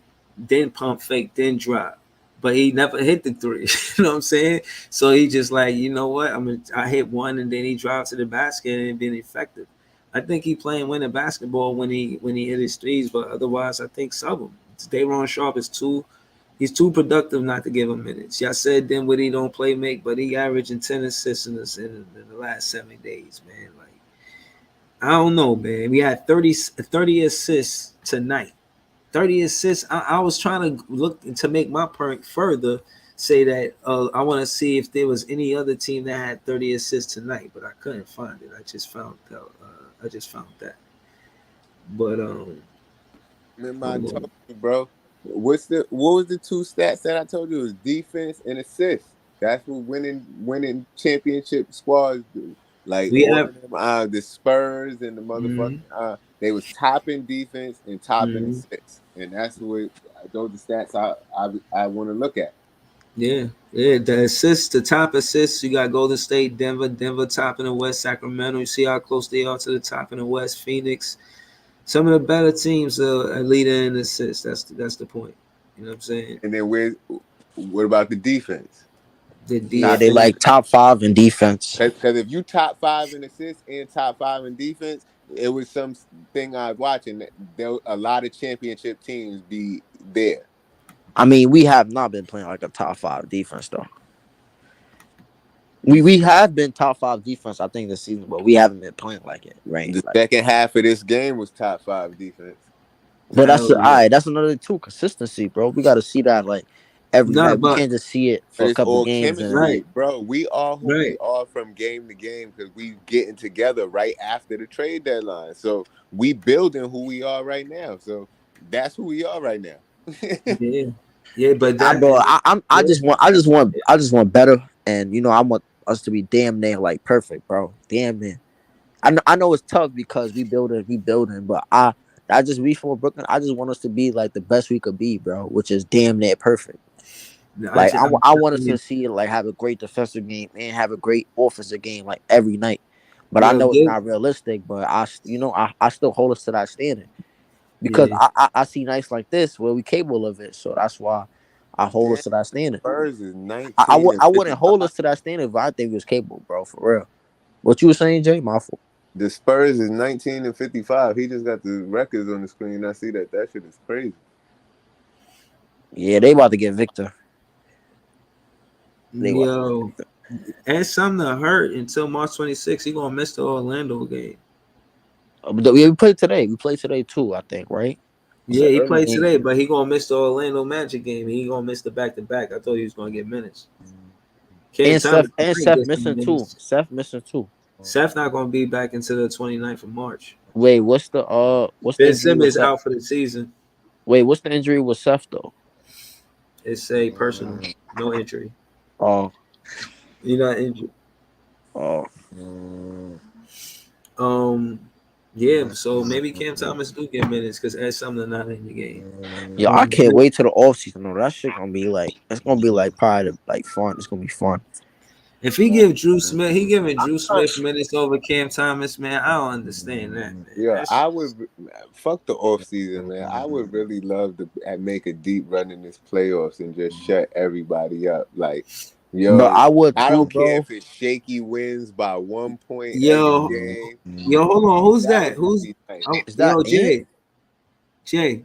Yo, not to cut you off. I just want to see who this is. He said, "Big fan, Breezy, #1 fan." I saw it. Who is that? Is that a troll? Yeah. Yo, he's asleep. No, he's unmuted. Somebody snoring. He just unmuted though. Point. Right. He just muted. I don't know, man. I just put him in a room. Nah, that's weird, bro. Yeah, exactly. I can't call it. Won't spoil it. But what I do know is something not playing. If Cam Thomas could finally get some minutes, that'd be good. Checking the stats on the defensive side, Jay. Yeah, I imagine that's important too. The top defenses, they say defense win championships. I ain't never argue with that. Oh, that's true. Well, yo, Young Africa was good. Hey, what up, big Cam? You know this guy happy. What up, Ned? Yo, Young Africa. Bro, I ain't gonna lie, bro. I'm an AD fan, so I root for AD. I like AD, so I'm happy for AD. But I don't care about your damn Lakers, bro. Oh, that's all good, man. I don't care about Braun. I don't care, bro. And listen, y'all, hold on, listen. Y'all might make the playoffs, but y'all first round exit, bro. You don't know that. Y'all first round exit, bro. Trust me, bro. Y'all getting bounced out the first round. Can't cool on 3. Can't cool on me. Yo, Ken, hold on. I know I got this reputation about putting people in the pan, man, but hold on, man. You just got here, man. Exactly, man. Shout to Young Africa. I seen him doing his thing. I seen him doing his salute to Africa. show. Salute to Africa. I seen him doing his own show, Ticket TV. I seen him doing his thing there. He had a whole episode. I listened to it. I tuned in. I seen him hold his own with Ticket TV on Players' Choice, kicking up dust about LeBron James. It was a back and forth. I see Young Africa here, man. So yeah. Oh, where Africa? That's how you get down, bro. You go 1-on-1 with these guys on YouTube. Yeah, man. I went to Ticket TV, cooked him on Players' Choice, Ticket versus the world done, turned up, you know what I mean? And the world was a little too much, you know what I'm saying? So, hey, man, look, Hey, I just try and hold brothers to the facts. You know, I like to talk about this game. Ain't nothing personal. And when it come down to the facts, ain't no finesse in the situation, man. Stand on what you said and back it up with the facts, man. That's all. That's all I expect. That's all. Yeah, I feel you, man. But again, man, we've been getting a lot of criticism about what the Brooklyn Nets are, this and that, especially me. I've been, at odds with different players because different vloggers because I'm optimistic even when it got turbulence. You know what I'm saying? It was a little turbulence on the way to the land called finals. And they were mad at me for being optimistic, but I want to say we got things steady. Things we going into this Orlando game. You know what I'm saying? We going there to win this game, man. I think we should be confident off of the adrenaline, off of the momentum of last night game. And you said, are they frauds? No, they're not frauds, bro. They're a tough act, but they don't score a lot of points. They hit us with everything they got in that first half. And that second half, they ran out of offensive gas. Like they were still there, but because they couldn't score the ball, they lost momentum. And we kept scoring the ball. We see we had 129 points. So, hey, I was truly surprised when I was talking to y'all Nets fans when KD gets traded, Kyrie gets traded. They y'all in the 4 stages of denial, and y'all were in grief, and y'all were in the denial phase. But it felt like y'all were too optimistic. You know what I mean? And I felt like I had to check you on that. But I'm amazed, and you was right, Breezy. You said something very specific, and you said we want guys that want to play for the Nets, right? And we want guys that want to be in the building, and so you got that. And Mikal Bridges surprising everybody, showing that he can be a franchise player in the NBA. Cam Johnson stepping up. Know why he wear that number 1, right? So how you say we was in denial if you saying he was right? I was wrong. I'm letting y'all know that I was wrong, and y'all weren't in denial. Y'all were actually right to be positive and optimistic. But you know why? You know why Mikal Brooklyn Bridges wear the number 1, right? We nicknamed them. We nicknamed them Brooklyn Bridges. But he wears the number 1 because he's gonna bring the Brooklyn Nets their first championship. Oh, okay. As the number 1 option. Okay, I see you, Breezy. I see you, man. I see you, man. Look, I hope he does, man. I got no hate for Brooklyn and for Mikal Bridges. I hope he does step up. Guys like that will show that more guys should get opportunities and touches on offense. Even just be superstars jacking up 25 shots a game guaranteed every time. You know what I mean? And so you should get other guys involved, and it should be more of a team game for certain teams. And so I'm not mad at that. I'm just surprised that y'all held the 6th seed. Y'all still 6 games above 500. That is truly impressive. Even though you had a slide in your recent 10 games and you had a losing streak, you're still up and you're still holding that 6th seed strongly and still with a potential chance of catching New York. And I think even though Miami's right behind you too, that's a big game. Letting Miami know y'all ain't going nowhere but staying in the play-in. You know what I mean? And to me, Miami are frauds. Miami are a team that, even though they have the pieces and even though they've made deep playoff runs, when it comes to winning championship and making deep runs into the championship rounds of the playoffs, I don't think they got enough at the end of the day. They don't have a consistent third option on their team. When you talk about who is it going to be between Bam, between Tyler, between Jimmy Butler, who's going to be that third guy that steps up every game. It seems like when Tyler Hero plays well, Jimmy Butler doesn't have the greatest game. When Bam goes off, Tyler Hero doesn't have the greatest game. And so consistently, and who will be the 4th guy, even more importantly than the 3rd guy on that team? Max Strus ain't getting it done. Gabe Vincent ain't scaring nobody. So I don't think that's a team that nobody. I don't even want to hear Max Strus name right now. That Max Strus, Gabe Vincent, Duncan Robinson, Kevin Love. Ain't no one fearing that at the end of the day. And so I think they're going to I think the play-in, they might get knocked out the play-in.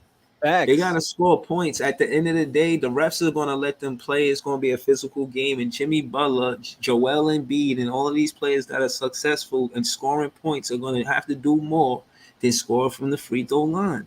And the teams that got players that can score from the field, like Dinwiddie and Mikal Bridges, is going to be the quote-unquote the underdogs. You know what I'm saying? We're going to be the ones that going to be out there competitive, going to compete, going to turn defense to offense. I'm confident. I feel like the biggest thing that happened with the Brooklyn Nets is us being cohesive enough to grab rebounds, stay on sharp, and turn defense to offense. You know what I mean? Get out, change the pace of the game. We do that with Ed Sumner coming off of the bench. Everybody thought we needed Ben Simmons. Even at one time I did, especially with everything going on. But we got enough pieces to compete every game. So it's hard to say that we confident enough to go as far as the winning it all. But I definitely see us doing better than the first round sweep. Facts. I definitely believe you're gonna do better than that. And even though you could say that Miami Heat, for example, when you compare them to the Nets, they got better. They got a better top three. They got a better Butler, Bam, and Tyler Hero. They got a better top three than the Nets. When you talk about the depth of a team, and in the new NBA where it's more about depth than being top heavy, y'all are a way deeper team than the Miami Heat. And the new NBA showing us that depth matters more than being top heavy and having 2 all-stars or whatever it may be. You know, so. I agree with you, Alfred.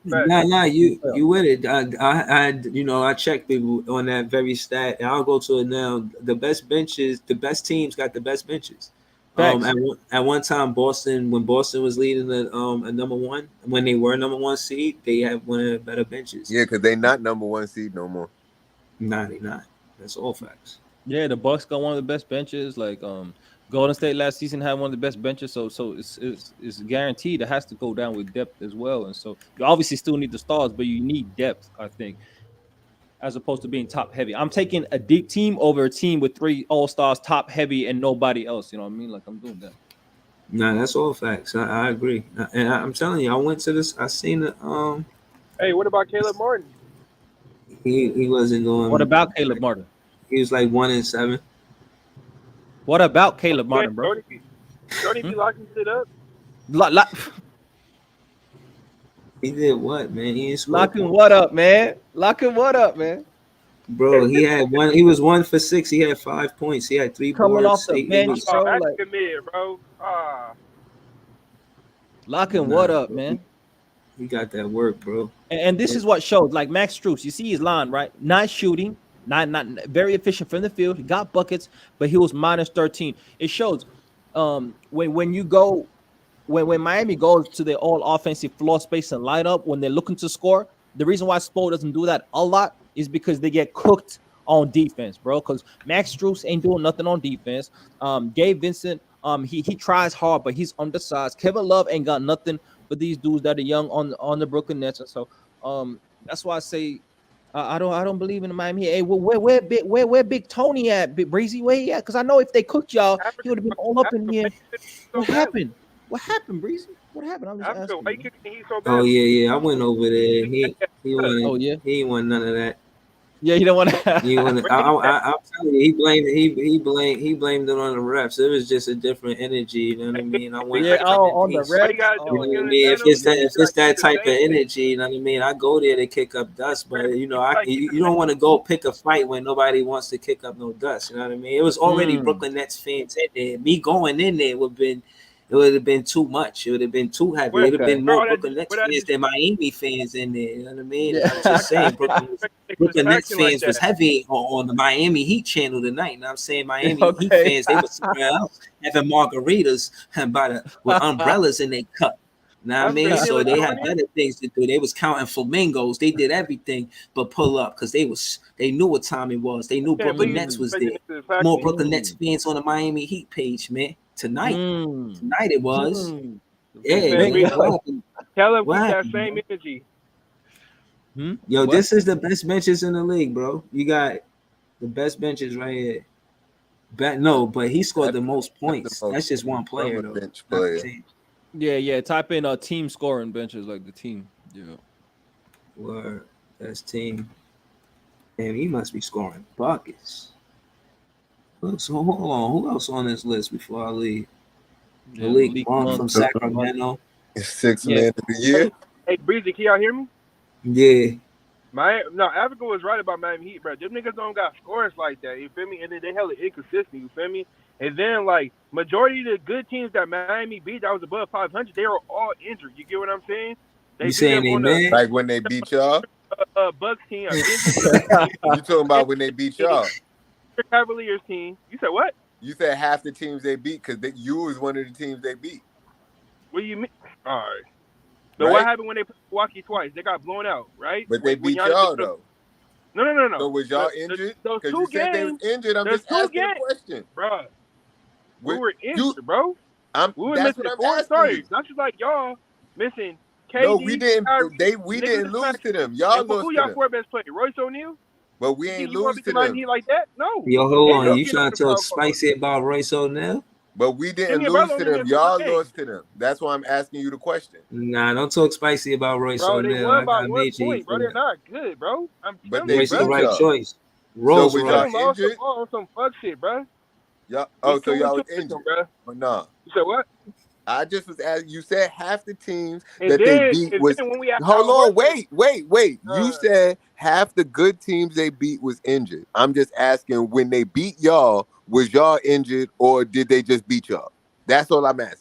Nigga, you're not hearing me. Nigga, we were missing 2 players when they beat us, right? That's when Jimmy Butler the answer to the question is yes. made that 2 on Al Horford and then it was tied game. They got the ball back. This nigga fucking flopped. Next thing you know, he's shooting 2 free throws. We had 1 second left. Game over. Feel me? We lost by 2 points. That was the 3rd game. The 4th game, it was just Tatum and Derek White. You feel me? So they beat Jaylen Brown, twice? no Rod Williams, no Al Horford, no Marcus Smart, and no Malcolm Brogdon. That's about 4 or 5 niggas I just named, and they only won by 1 point. So, simply the answer to the question was yes. You could have just said get out of here, bro. Y'all play team defense. Fuck out of here, bro. Like, if Tatum would have drove to the paint more, come on, we would have blew them niggas out, bro. Yo, if they only won about 1 point, and this nigga over here beating his chest in. They're not good, bro. I'm telling you, bro. They got blown out by the Lakers without 3 of their starters, bro. They suck. Come on, bro. LeBron and AD and Russ didn't even play. They blew them niggas out. Them niggas suck, bro. And then they lost to Detroit. Like, come on, bro.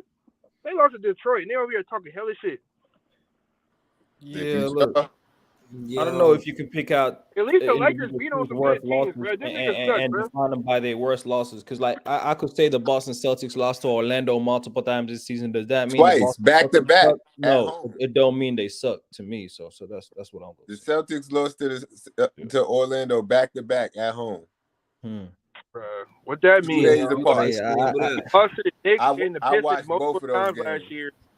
What does that mean? I see you, Jay, man, with the Nets girls, man, out here on these streets, man. New York slick with them Nets girls, man. Are they cheerleaders, man, out there? You already know. That's me in the Look how Brooklyn these New York slickest niggas in America be doing out here, man. I see y'all, man. Yeah, Jay hilarious for that, yeah. Yeah, you know how I roll. You know what I mean?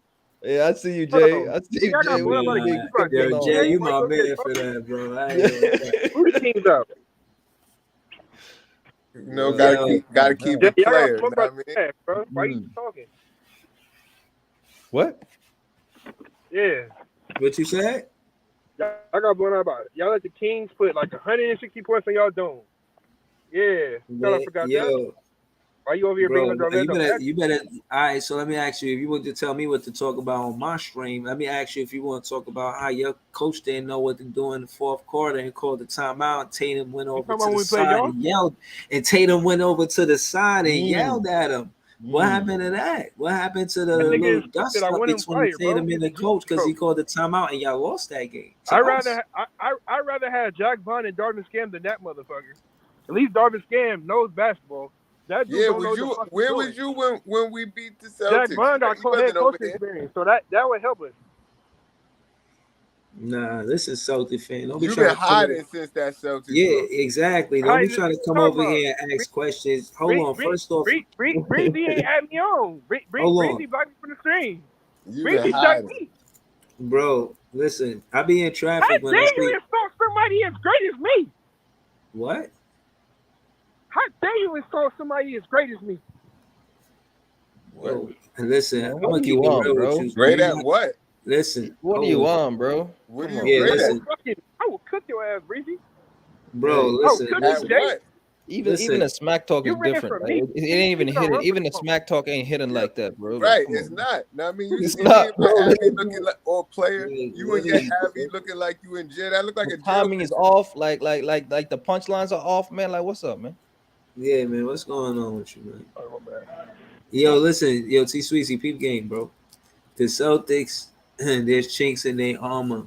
Jalen Brunson already talking about he might not be there for a long time. Again, run and tell your Celtic friends, your Celtic fan friends, this ain't a safe place for them, man. They might get cooked, man. They might get cooked, man. I see you ran off, man. That's what happens, man. Yeah, they be ducking, man. They be ducking the Celtics fans off the page, man. Yeah, cook. I straight cook. You ain't want to take it there. I asked you one question. You asked me a question. How you asked me a question? I asked you a question. I asked you a question. You left the page. I cook. We seen chinks in y'all armor, man. Stop it. Jalen Brunson don't really want to be there. I mean, how it's hard to win with a player that don't want to be there. Not Brunson. You want Jaylen Brown. I'm just saying. You keep saying Brunson. You talk about Brown. Brunson. Yeah, I mean Jaylen Brown. Jaylen Brown don't want to be there, man. He talking heavy, man. He say the fans don't like him. You know what I mean? He think it's something besides basketball. So again, I'm just saying morale means a lot for a player. Yeah, I see you breezy, man. Some players could play anywhere. You know, those are businessmen. They know how to live on the road, man. They like that. They built that way. But some players, they try to establish a home and, you know, they want to win there. Some players come to the Brooklyn Nets, get the bag, and leave, man. We seen it happen. So I'm just saying, man, we got players that want to play here. You know, I don't know what's going on. I see the Lakers. I see them trying to step up. I see Miami Heat. I see they trying to take our spot. I see what's going on in the NBA, man. I can't allow this shit to happen, no, bro. I can't allow. How'd you do Miami like that though? It was supposedly cold. Udonis Haslem night. Y'all shut that down, bro. They still got to celebrate, man. It's still his night. He got his own show. It was showing it in the commercial. I didn't want to see that. I'm like, man, stop, man. I don't want to watch this. Well, I want to see this. I did push-ups, man. You know what I'm saying? Like, I ain't want to watch the commercial. They talking about his show and this and that. Like, I'm not there for that. I want to see the Brooklyn Nets win. Shout to Said. Said was in the building with his wifey watching the Brooklyn Nets whip the Miami Heat. That first half, trust me, I seen footage after 6 minutes. They was respectfully. In the first half, they was the Miami Heat, but they cooled off. There's a Miami cool. In the second. Yeah, Miami Ice. Yeah, Miami Ice in the fourth quarter. They cooled right off. I like that. Yeah, man. Got real cool, man. Luke 18 points and 13 points. Room temperature. Word. They don't want no smoke, man. I'm telling you, Big Tone, man, he was talking about the reps and this and that. I was somewhere noisy. I couldn't pull up, man. I thought he would pull up there. Come on, man. But, it's probably better. He probably has something else to do, you know what I mean? He probably busy. Hey, wasn't that I'm not trolling you, Big Tone. You probably I'm trolling him. Big Tone be pulling up here talking all that shit, talking about young fella, hold on, young fella, hold on. Let me tell you something. And I'm like, yo, bro, y'all ain't beat us all year. How you in here talking all this shit about how trash we is and y'all ain't beat us all year? And he keeps saying they're going to get the next game. Leonardo be talking about $10,000 and both of them just can't accept the L's. Man, that is funny. You know, I have to pull up the Big Tone page. He'd be like, yo, nephew, I'm glad you pulled up. Even when you lose, you pull up. Now look at you. I lost. I pulled up. You know what I mean? You see me. I wasn't somewhere you couldn't find me. I was in the neighborhood. You know what I mean? And what happened? You the same night. You know what I'm saying? I pulled up to the live. You know what I'm saying? You know, you was talking about the refs, and that's the only reason why we was in it. I mean, I didn't hear you say anything about the 13 points in the fourth quarter. You said that it was on y'all, but I didn't hear the game breakdown. I wanted to hear about the attempts, maybe the deflections and the shot contest. I thought you were going to mention how the team was so cohesive on defense. It was so impenetrable that the Miami Heat looked like snowflakes to the Brooklyn Nets. You were going to explain all of this when I listened to your live, but you did nothing. Yeah, bro. I didn't even know they had snowflakes in Miami. You making cake in the bakery the way you use icing over everything. Where's Big Tone? Bars, man, bars. I didn't even know they had snowflakes in Miami, Breezo. Bars, man. Oh man, that was Iceman said, "You whacked Tony." Come on, man. He said, bro, the Knicks schedule looking crazy this week, bro. Cleveland about to service some. Plus, they got Miami too. Miami definitely won't get back. Who y'all want to win in that Knicks Miami game? I don't even care. I want both of them to lose. They should go to double overtime and tie. Thanks. It don't really matter like that, but that's how tight the schedule is, Paul. That schedule is. We got 40 wins apiece. Brooklyn Nets and Miami, and the Knicks. I think for Brooklyn, it's better for y'all for the Knicks to win, right? To have some space between y'all and Miami, right? I don't care, honestly. Okay. Yo, I care. I care about us winning. You said you want the 5th spot, so I care about us winning. Yeah, I care about. But look, if you saying you want the 5th spot, that means the Knicks got to lose and we got to win. Yeah, see, I can't focus on the Knicks losing. I can focus on us winning. About who you want to win this game, though. Knicks or Miami? No, I honestly, man, if it's not what you said, then hopefully the Knicks lose. If the Knicks lose, we could get that 5th spot. Because my thing is, honestly, we can't rely on either of those teams losing. But if either team lose, let it be the team the spot we chasing. We want that 5th spot. They can have the Miami Heat can have that 6th spot. Matter of fact, y'all fight for it in 6th place. Y'all do that? We'll take 5th place. That's what I want. Yeah, so then you want the Knicks to lose. Yeah. It is what it is. Only because they're in 5th place. But if Miami Heat was in 5th place, then I would want them to lose. It's not personal. Yeah, no, that's what I'm saying. Yeah. We just want our spot. We want that 5th. We had 5th for weeks. We had it for weeks. The Knicks took it and we had it back for like one game and then for a weekend. And then after that, they got it back and they've been holding that. And I said we was in the beginning of the season that we would be 1 through 4. That's out. But I do think we could get that 5th. And if we get that 5th, considering everything, but see, this I will is be what happy, I'm saying, bro. That's why I said I wanted to win both of them Cleveland games. If we'd have won both of them shits, bro, it would have made a statement. And losing them shits made a whole different type of statement. And now, because we lost both of them games, it ain't even no way we could get the 4th. But if we'd have won both of those games, it would have been a possibility. I don't know, man. You know what I think about y'all though is like I think that me personally, I think y'all because the difference between 5th and 6th is playing Cleveland in the first round or Philly in the first round, right? If it stays as it is right now in the standings. And so I think personally, even though Philly's a better team than Cleveland, I think y'all match up better with Philly than y'all do with Cleveland. Well, what do y'all think about that? Matchup wise, I ain't gonna lie, I was upset. We had that 2-minute report where they said Harden pushed Dinwiddie out of bounds, and we only lost that because they missed that call. It was a real close game. It was 100. Dinwiddie hit a 3 at the end of the game, and it tied it, but it was no time on the clock. But if he would have went to the free throw line when Harden pushed him out of bounds, we would have took the lead. So shit happens, man, and I don't want to see the refs decide it. I want to compete versus anybody, whether it be Philly or whether it be any other team. Philly got a different type of game because Embiid can play with his back to the basket. He can shoot from everywhere. But I just think that us having a lot of wingspan, like our team got a lot of wingspan. You know what I'm saying? It's hard to see over the wingspan. I mean, they're in the air. Embiid get tired quick. So if you got people like hounding him, it's hard for him to get his shit off. With Finney Smith stepping up on defense, with Dick Claxton helping him with the defense or the help defense, that shit work. I see Finney Smith stepping up with that help defense with Claxton.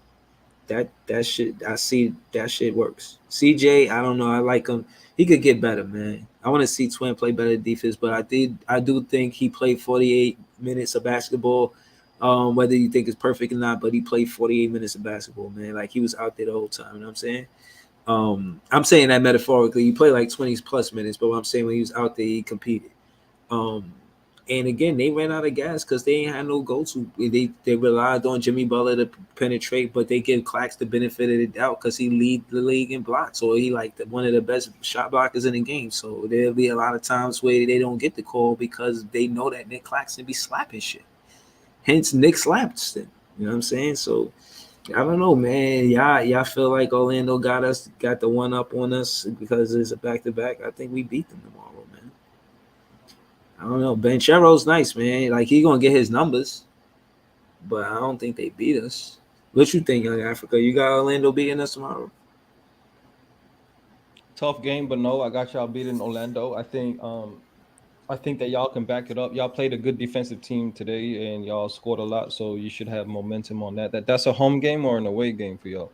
I believe it's a away game. It should be. Orlando, I don't know. Orlando's up and down, right? They step up against really good teams, and then they don't play so well against average teams. But they're a young team. They're gonna make it tough, but I think y'all beat them. I think y'all have enough momentum now, and y'all building chemistry. I don't know what Ken was talking about and brothers talking about Dinwiddie not being the starting guard. I feel like Dinwiddie has elevated his play in the last month. He's one of the lead leaguers in assists in the last month. He averaged like 8-9 number 4 a game. 10 assists. 10 assists a game in the last month. So he elevated his play, showing that he can be a point guard. I was questioning. I thought he was more of a combo guard than a point, but he's showing that he's a point guard / shooting guard as opposed to a shooting guard, / point guard as a secondary role. And so he's showing that he can be a primary ball handler and playmaker. So I like that team. Cam Johnson. I think the key to this team in terms of the offensive end is Cam Johnson. Can he give you what he gave you today consistently? If he does that, y'all a dangerous team. Y'all ain't an easy first round matchup. If Cam Johnson can be that efficient and space the floor out that well, I think that's going to be, very. I expect him, honestly, next to as Dinwiddie as the primary playmaker. I expect Cam Johnson to be the second leading scorer on the team behind Mikal Bridges and giving you that consistent 20 off playing off Mikal Bridges. And I think y'all going to be tough in the first round. And y'all have a bright future no matter which way it goes this season with Mikal Bridges, Cam Johnson, Nick Claxton, and Cam Thomas off the bench. And I don't know what's up with Cam Thomas. Maybe he ain't doing something practice or something. I don't know, but like, they don't give him no minutes. He ain't get no playing time. But we still got good crazy. But he don't get no playing time for real. For real, I can't cap. He do not get no playing time. Yo, what up? Gonna play tomorrow though. Yo, my bad, man. My shit had went out a couple of times, man. Fuck. My bad. Nah, you good. Yeah. But Yo, but hold on. I was just saying that but I was about to say that somebody had contrasted Day'Ron Sharpe to Kevin Looney, and I just looked at Kevin Looney and he leads the league in offensive rebound. So I guess that's a compliment. Yeah. I guess it is, man. I mean, listen, Jay been telling us about Day'Ron Sharpe, man, for weeks now. He got in. We've been talking about Ed Sumner for weeks now. He done got in, led the bench in scoring tonight. The last piece to the puzzle is to me is Cam Thomas. Getting in and sharing minutes with the sharing the court with Ed Sumner and Day'Ron Sharpe, man, because they all got chemistry together. If that unit could come in while Seth Curry is out and provide us with good minutes off the bench in these next 8 game straights and going forward, bro. Like I think we could compete with anybody. Yeah, that's just me. You know what I'm saying? So like our greatest strength is our depth. Hold on. I want to say that because, like you said, I think we could compete with anybody. And I remember Young Africa saying that, we a good team, but y'all team is another team contrasted to the Brooklyn Nets. Correct me if I'm wrong. That got just as many new players as we did, right? Talking about the Lakers? Yeah, the Lakers in Brooklyn. We got 4 new players. Y'all got 4 new players too, right? Yeah, we did. Yeah, what is it? Vanderbilt, Beasley, Beasley, and D'Lo and Hachimura. But with all of them starters, I think that some of them might be starters now. D'Lo and Vanderbilt are starters. I feel like Rui came before the other 3 though. Rui definitely came before the other 3. But Rui was like the first trade. Rui was like the mid trade. Yeah. I think Rui do get some start time over there now that LeBron is out, but I think it's either AD, Rui, Vanderbilt, Austin Reeves, and whatchamacallit, bro. Like, but Yeah, D'Lo. So, but I think like the real glaring issue with the Lakers and the harp on them for a small bit, to me is. Go ahead, Bob. I mentioned it for chemistry. For chemistry. Yeah. For chemistry, I wanted to contrast them. Look, I wanted to ask young Africa, like chemistry wise. I wanted to tell him what we see as Nets fans in contrast to what he see. You know what I'm saying? With the Lakers. Okay. Yeah, but I see the Lakers as having defensive chemistry, but on the offensive end, the chemistry is not there. So I don't know how it is on both ends for y'all team. In terms of you answered though, Leaf. I want to hear how Leaf said it though.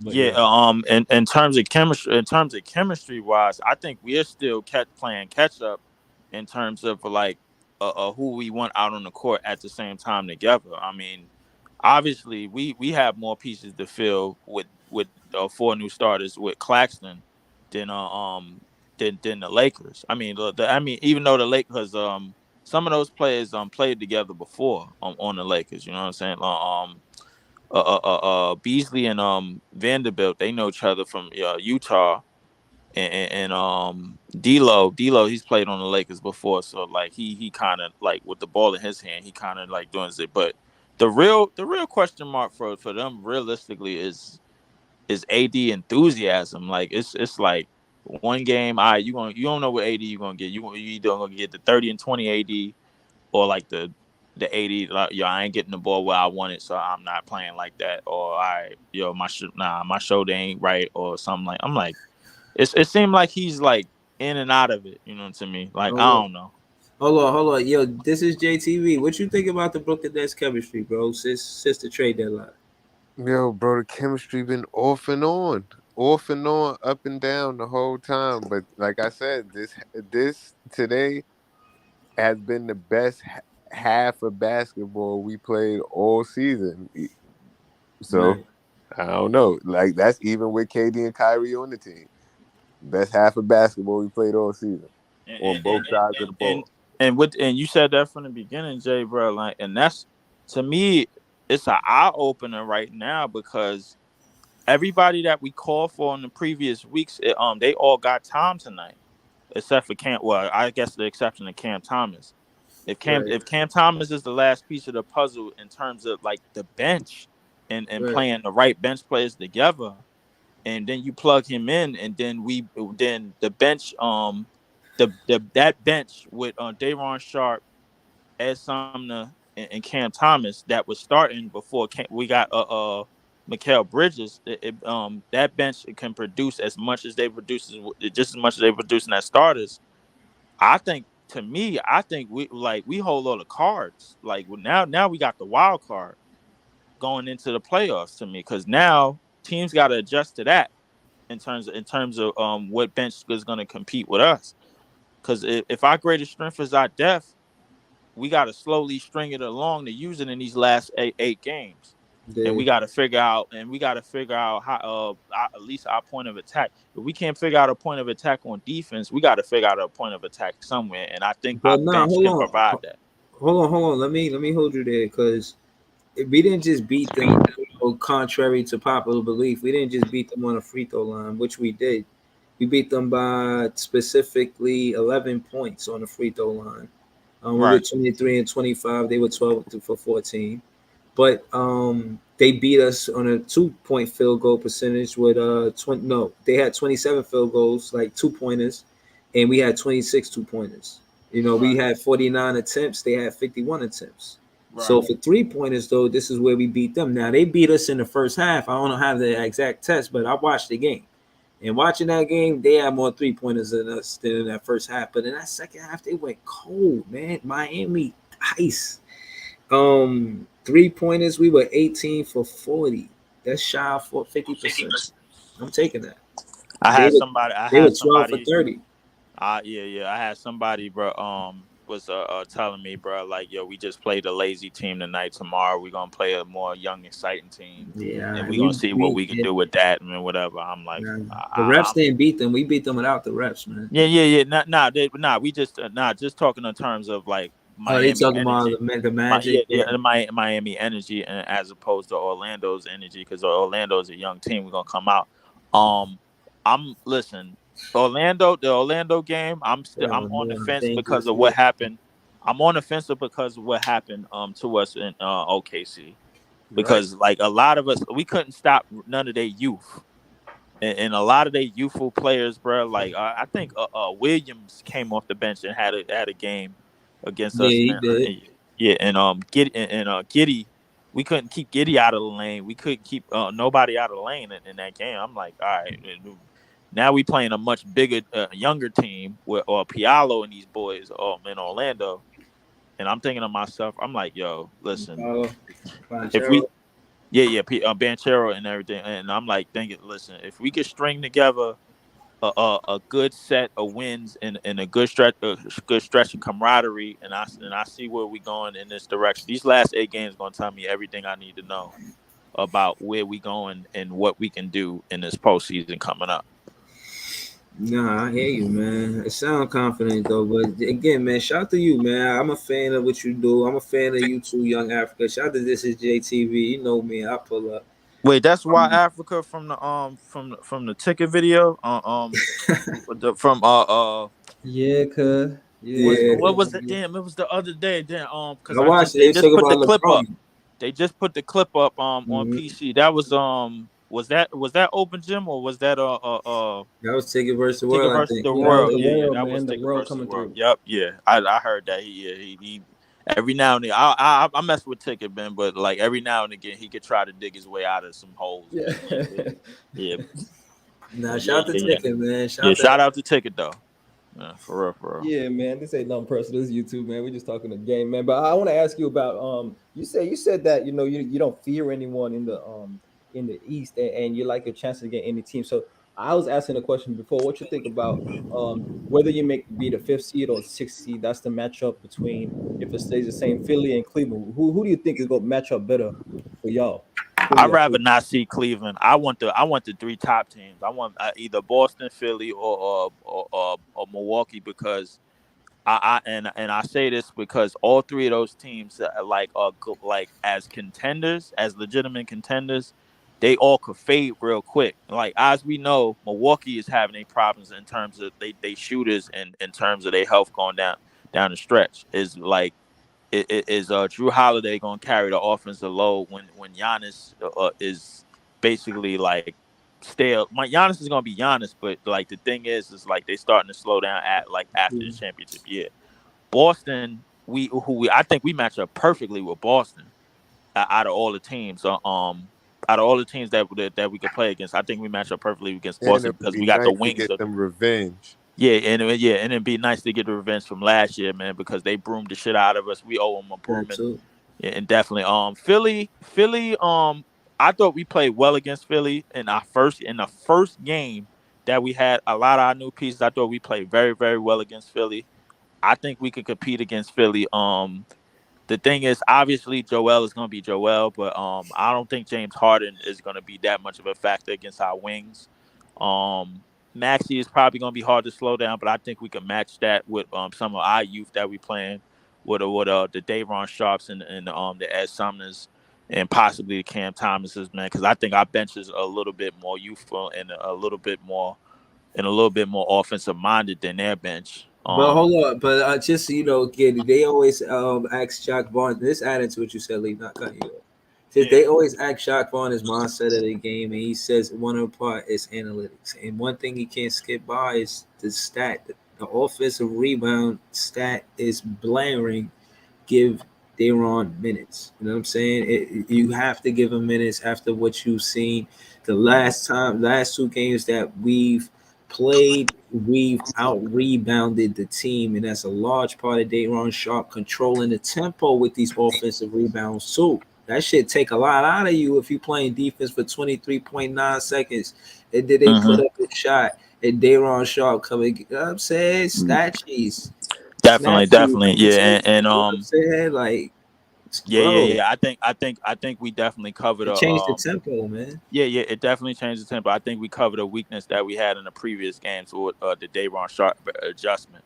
In terms of the speed adjustment, I think we counted that with Ed Sumner And now more scoring off the bench. I think that last piece to our puzzle in terms of the bench is going to be Cam Thomas and with that lineup because he played well with Darren Sharp and Ed Sumner alongside of them on the court.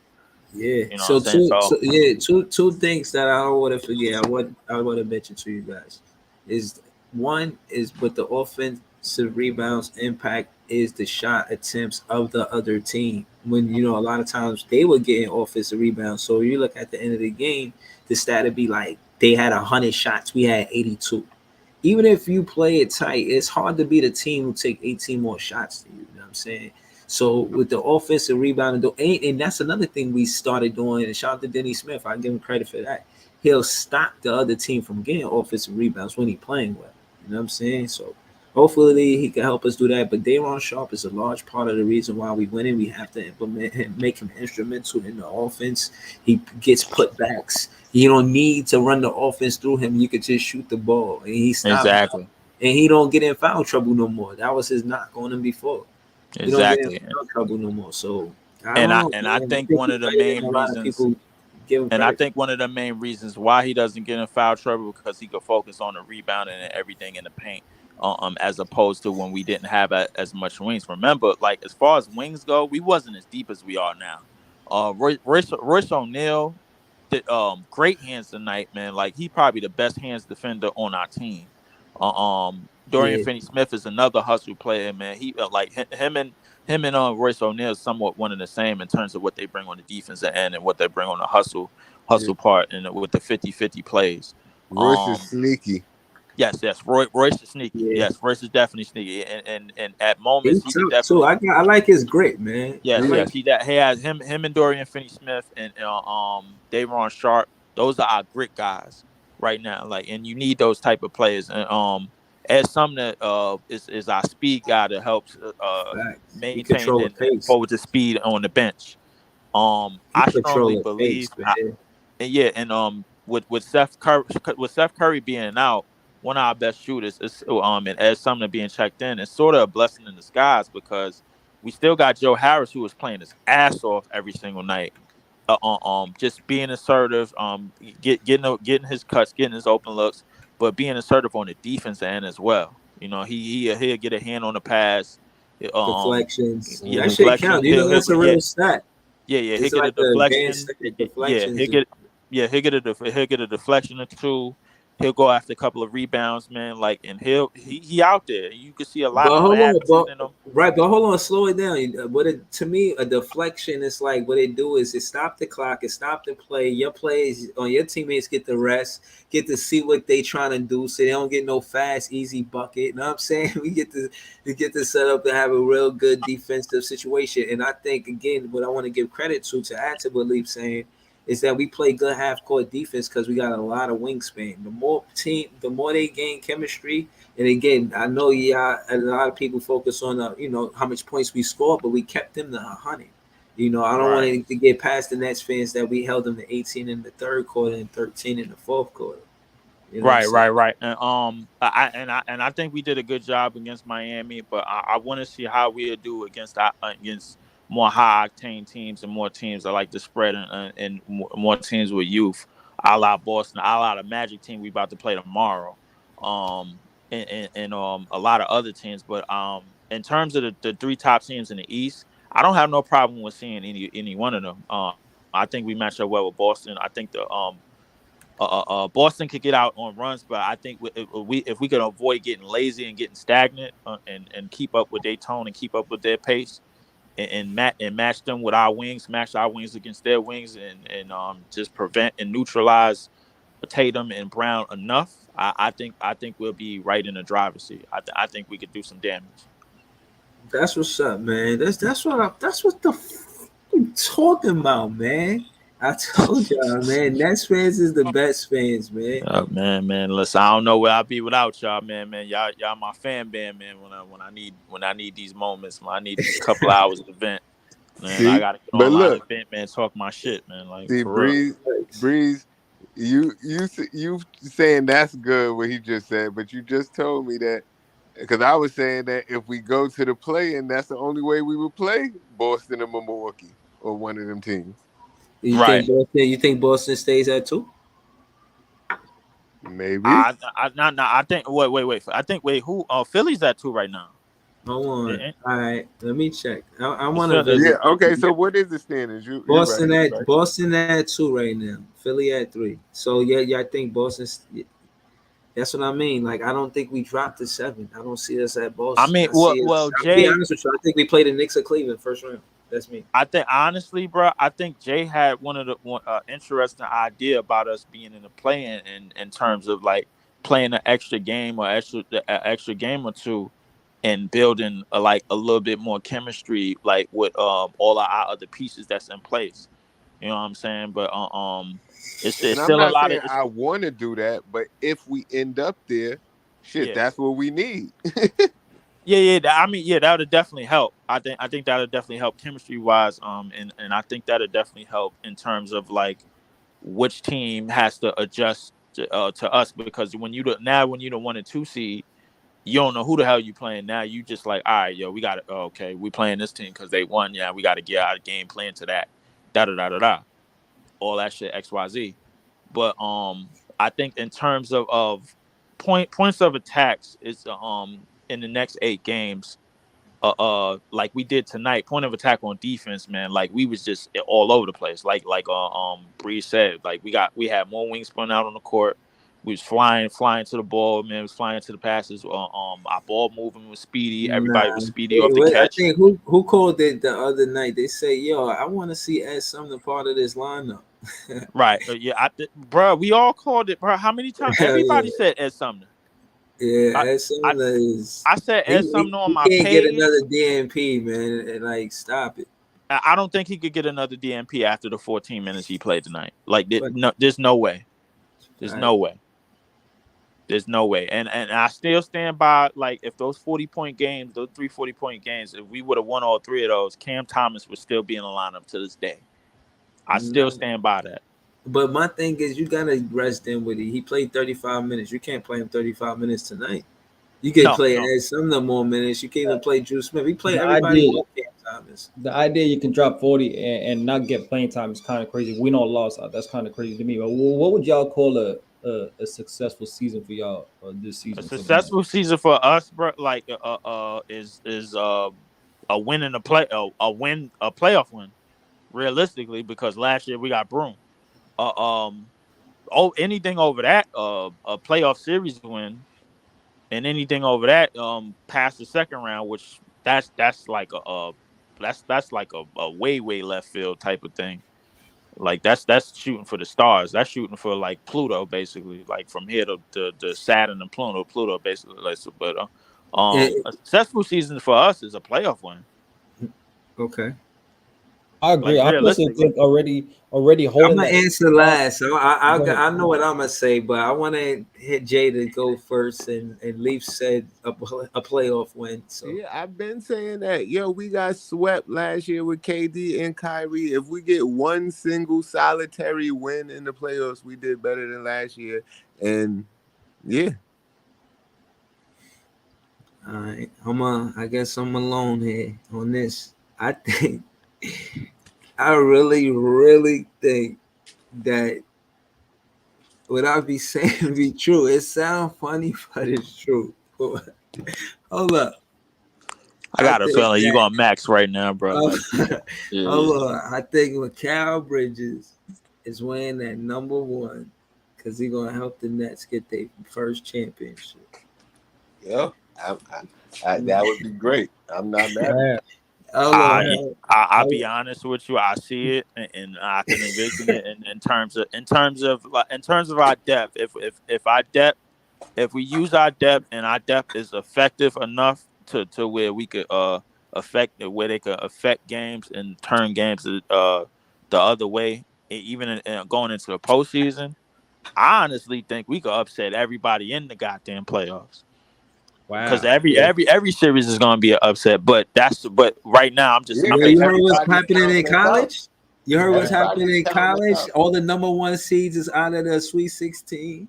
Yeah. But college, that's one and done, bro. Like we talking. I'm just saying, it just never happened before. It's like the Brooklyn Nets never. I don't think a championship ever happened from 6th place or 5th place. I think the only championship. 6th place. I think Houston did it back in '95. Hold on, yeah, you're right. I'm about Olajuwon facts. I'm gonna go check it right now. I ain't doing nothing. But a lot. In terms of winning the East, like it would be I this year would be NBA to me. I wouldn't even care about like. I'll be honest with you. I'll be mid on the championship depending on who we playing. But like I like winning the East for sure. Like you know how many parties I throw in this motherfucker, bro. Was I here to pick people up every day, bro? Like talking, bro. I'm painting the Honda black and white, all that, bro. Like for real, bro. Like listen, I'll go crazy out here, bro. Like it'll be a parade just off the strength of us making it past the second round. Like I said, if we get one solitary playoff win, the sky's the ceiling because we already did better than last year. Hold on. I just found something. I'm gonna pull it up because y'all ain't gonna believe me. Y'all gonna be thinking, everybody want to say everybody capping and shit. Like, hold on, man. See, this is why, man. I guess I'm a big fan. I'm just a big fan of shit, man. Number one. Hey, I thought when you say number one for Bridges, like one day. I didn't know you meant this season. You know what I mean? But I'm just saying. I just said first. Who know what day it is? It could be Monday, Tuesday, Wednesday. It could be any day of the week. You know what I'm saying? Has a number 7 seed ever won an NBA final? The Nets would be making history by hoisting the 2022 Larry O'Brien Trophy since the playoffs expanded to 16 teams in 1984. No 7 seed has ever won the NBA championship. In fact, over that span, just 4 number 7 seeds have made it past the first round. It's just facts. Hold on. It said, what's the furthest a number 7 seed has advanced? Not that we number 7 seed. It's just interesting. You know what I mean? It said no number 7 seed has made it further in the postseason than the 1986-87 Seattle Supersonics. Seattle had a losing record in the regular season at 39-43, but stunned the Dallas Mavs in the first round of the playoffs, led by one all-time All-Star Dale Ellis. The Supersonics took down the Mavs in 4 games. Like, okay. That's crazy. Hey, how are you the 7th seed in 86 with a 39-win season? That's wild, bro. That's yeah. It's the lowest seeded team to ever win the NBA Finals. The 1994-95 Rockets stand alone as the lowest seed team to ever win the NBA Finals. As the reigning NBA champions, Houston entered the 1995 postseason as the number 6 seed following a 47-35 regular season. The Rockets went the distance with their opponent in each of the first 2 playoff rounds, first being the number 3 Utah Jazz in 5 games and then the number 2 Suns 7 games. Damn. Olajuwon and company actually came back from a 3-1 deficit against Charles Barkley and the Suns. The second round triumph was capped by a 1-point road win in Game 7, where Mario Elie drilled the tie-breaking 3-pointer in the final 10 seconds that became known as the kiss of death. This shit is wild, man. Like, and people give LeBron a lot of shit about Ray Allen in 03, but you see something like that, you just gotta respect it, man. Yeah, and that record was kind of it was affected by injuries, right? Like Clyde Drexler was injured that season, so that's why the regular season record wasn't that great. But they were still a great team, man. So that's why they got it done. But that's interesting, man. I think the Brooklyn Nets, for me, a successful season has already occurred, man. Y'all top 6 locked up a playoff spot. If you do that, that's already a successful season to me. Staying above 500 for this long, you're still 6 games above 500. That's successful. Having Mikal Bridges, Cam Johnson, I can't count the record, bro. Is successful. We got 30 of them. We got 30 something of the wins off the back of Kevin Durant and Kyrie. Y'all could have easily fell off. Counting it, bro. You gotta count it. Yeah, but y'all could have easily fell off. We are totally different. We was in the process of falling off, bro. Look how long it took us to get to 40. All of them stats don't mean nothing because, like, our stats, like, we had so much. We was high in a lot of shit because of KD and Kyrie. Like, all right, yo, hold on. Y'all not gonna believe me. I'll be wrong for just. I'm listening to you, Jay. Go ahead. I'm gonna show y'all something. I'm just talking about efficiency, field goal percentage, a lot of those wins. Without them, if we started the season this way, will we have any of that shit? Maybe not. We would be a whole different team, just like we a whole different team right now. Shout out to Iceman. Yeah, but look, all right. So look, just for argument's sake, y'all make what you will of it. Because what you said, what's our record without them, Breeze? You said 12-21 or some shit like that. But we won tonight, so we 8-12 out of 20 games. All right, so this is the seeds and post. This is NBA Finals winner by seed. So number 1 seed won 49 times, 72 share wins. Number 2 seed won 10 times, 14%. 3, 7 times. 4, once. 5th, never. 6, once. 7th and 8th, and it hasn't happened. So by the Nets being in the playoffs, statistically, even if it's a 1.5 chance, we can win. But if we go in 5th place, we got 0% chance according to history. This shit is wild, man. It's the NBA though, man. What could I say? These are the real stats. Y'all can't see it. But like I said, I'm surprised by that. I like making history, man. 49 times out of that. I think that the history that we can make is if this group somehow ends up in the Eastern Conference Finals by hook or crook, bro. Listen, I'll tell you right now, yo, bro. I think arguably, if the route that we taken first round, but look at this. If the route that we taken in our playoff run, first round Philly, second round supposedly Boston, and then the Eastern Conference Finals, that will probably be Milwaukee. We talking about 3 contenders back to back on the road, no home court advantage. Right. And then that's a perfect world right there. Beating all 3 of them and coming out of the East and seeing let's say who we got coming out of the West. Damn, the West is so wide open. Who we got? Either the Suns or the Warriors. They're just off the top of my head. They're just thinking of the obvious picks or whatever. I got different teams that go in the conference finals, but the Suns and the Warriors is probably got the most positive chances of coming out of the West as we speaking right now. But in a perfect world, seeing those 3 teams and then seeing either the Suns and the Warriors in the finals, arguably the greatest playoff run. I don't care what AI did in 2001. I don't care what Magic did in 91. I don't care what LeBron did in 2018. Fuck all of them, bro. This is the greatest run, regardless. I don't care, bro. For a group like this to go that far, greatest run that's ever. A fact. That's a fact. I don't think you can argue that. I argue that on anybody on PC, bro. I'll fight somebody over that shit. Yeah, I'm curious to see what seed we go into in the playoffs. I'm really curious, and I keep saying we're gonna get 5th seed. Then I look at this oh man, 0%. And another thing that I didn't realize that it was such a big gap between first and second.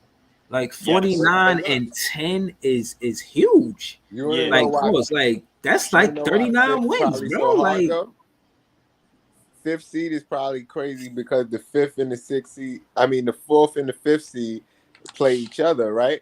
And they're the closest in talent. Right. I got you, Lennon Hollis. Give me a second. Yo, this part right here, I'm gonna be honest with you. I'm just surprised. And then the 3rd seed, it's 7. There's dominance at that 1st seed, basically. Right. But not really, because 72%, so it's 28% chance. So I you gotta give that credit. 2nd seed, 10. It's just I don't know, man. It shouldn't look like that, right? It should look close. I'm surprised by that because recently that hasn't been the case, right? Recently, the best, the number 1 overall seed in the NBA hasn't been winning championship. Last season it was the Bucks. They didn't win a championship. I think like the last couple seasons, it hasn't been that. The Bucks, they lost in the conference finals when they were the number 1 seed. The Warriors weren't the number 1 seed. I think the last number 1 seed to win, like the best record in the NBA to win, was the Warriors, was the KD Warriors. That's the last team. Probably, yeah. If I had to say, yeah, that probably was the KD Warriors. Yeah. Yo, 7th and 8th never won it. That's funny as hell. Like 6 won it though. 1 point. That shit happened one time. Like, but the way this season looks like this is a good season, anyways. For that narrative and like for these numbers to be different and for teams to add to this list, like I think this is the type of season where a 4, 5, 6 seed can get to the finals, man. Most definitely. Right, but you know what? I think the what people miss, but fans like Nets fans, we see what the team was becoming before KD and Kyrie got here, and then after all of before the trades, just adding those pieces without the trades, and then I contrast this roster to that, and I'm thinking like, which one would I rather have right now? And I'm like, all right, this might be a better roster than it was before KD and Kyrie got there. When you look at that roster, I think from 1 to 10, I think I'm more devoted to this roster than any other roster that we had in the past. This is more of a team roster, more solid, because I'm more capable. I'm more of the knowledge of what a lot of these players from 1 to 10 can do, and how they can help towards the team, and what type of sets and what type of X's and O's and what type of point of attacks on both offense and defense can all of the pieces on our team can provide. I'm more in tune with this team than I ever was. But then, like when we had KD, Kyrie, and James Harden, I was just waiting for the postseason. Realistically, I didn't care about what was going on. I'm like, bro, let me just wait for the postseason, man. There ain't no need for me to harp on no regular season wins, man, because we ain't getting no points for that. Like everybody's looking at it as championship now. Because we had that cloud over our head, championship or bust. Now that they gone, it's looking like, yo, with the way as stacked as this team is in terms of just personnel and players that fit in the hindsight in a perfect world, like realistically, if everything work out and if everything max out with the bench and collateral pieces and adjustments, this shit could really go far. And a lot of people don't think so. And in my mind, I'm thinking, I'm like, yo, this shit could really go far. Yo, Leaf, yo, Jay. Yeah. Yo, y'all know that coach we like, Royal Ivy? Yeah. Ivy, yeah. I know about Ivy. Yo, he played in the league. Yeah, he played in the league. He went to the finals. I think he went to the finals in 2012 with the Thunder. Right. Yeah, he sure did. Yeah, he sure did. He was backup. He was like backup on that team. So low key, Young Africa, he there. He a Lakers fan. Be aware of that, Nets fans. But we got some championship. We got some championship experience over here. You know what I'm saying? So hold on. His coaching career, he was an assistant coach for OKC for a development league. He part of the reason probably why we stuck and didn't trade Day'Ron Sharpe or Cam Thomas, because he's the development coach on our team.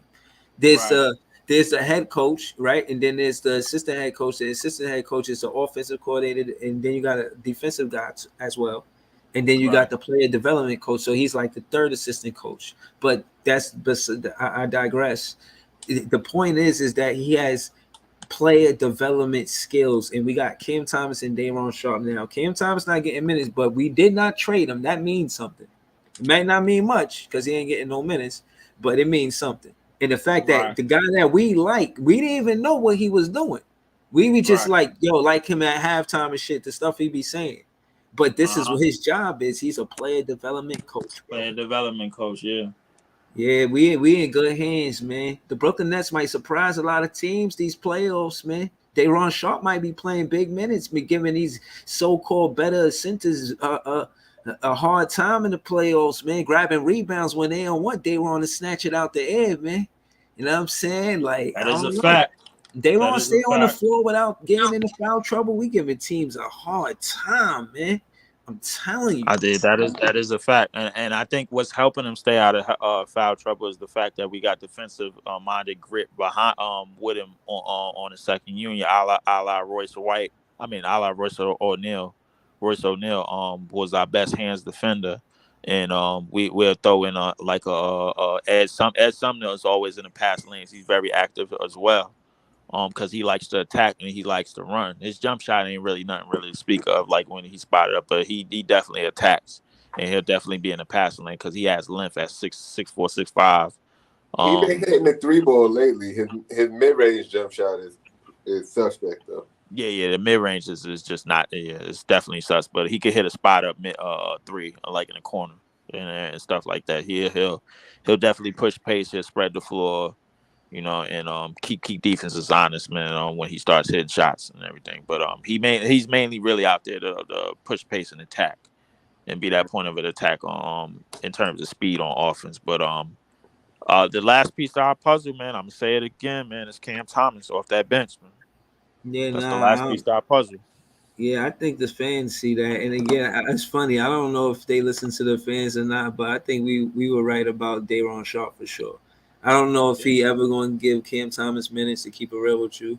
I think he gave everybody tonight but Cam Thomas minutes. I mean, even Drew Smith and besides Patty Mills. You know what I mean? But Patty Mills don't come out here a veteran, you know what I'm saying? So I don't know. I think Patty Mills is and he ain't dropped 43 times in a row, so. But shout to Patty. I got nothing slick to say about him.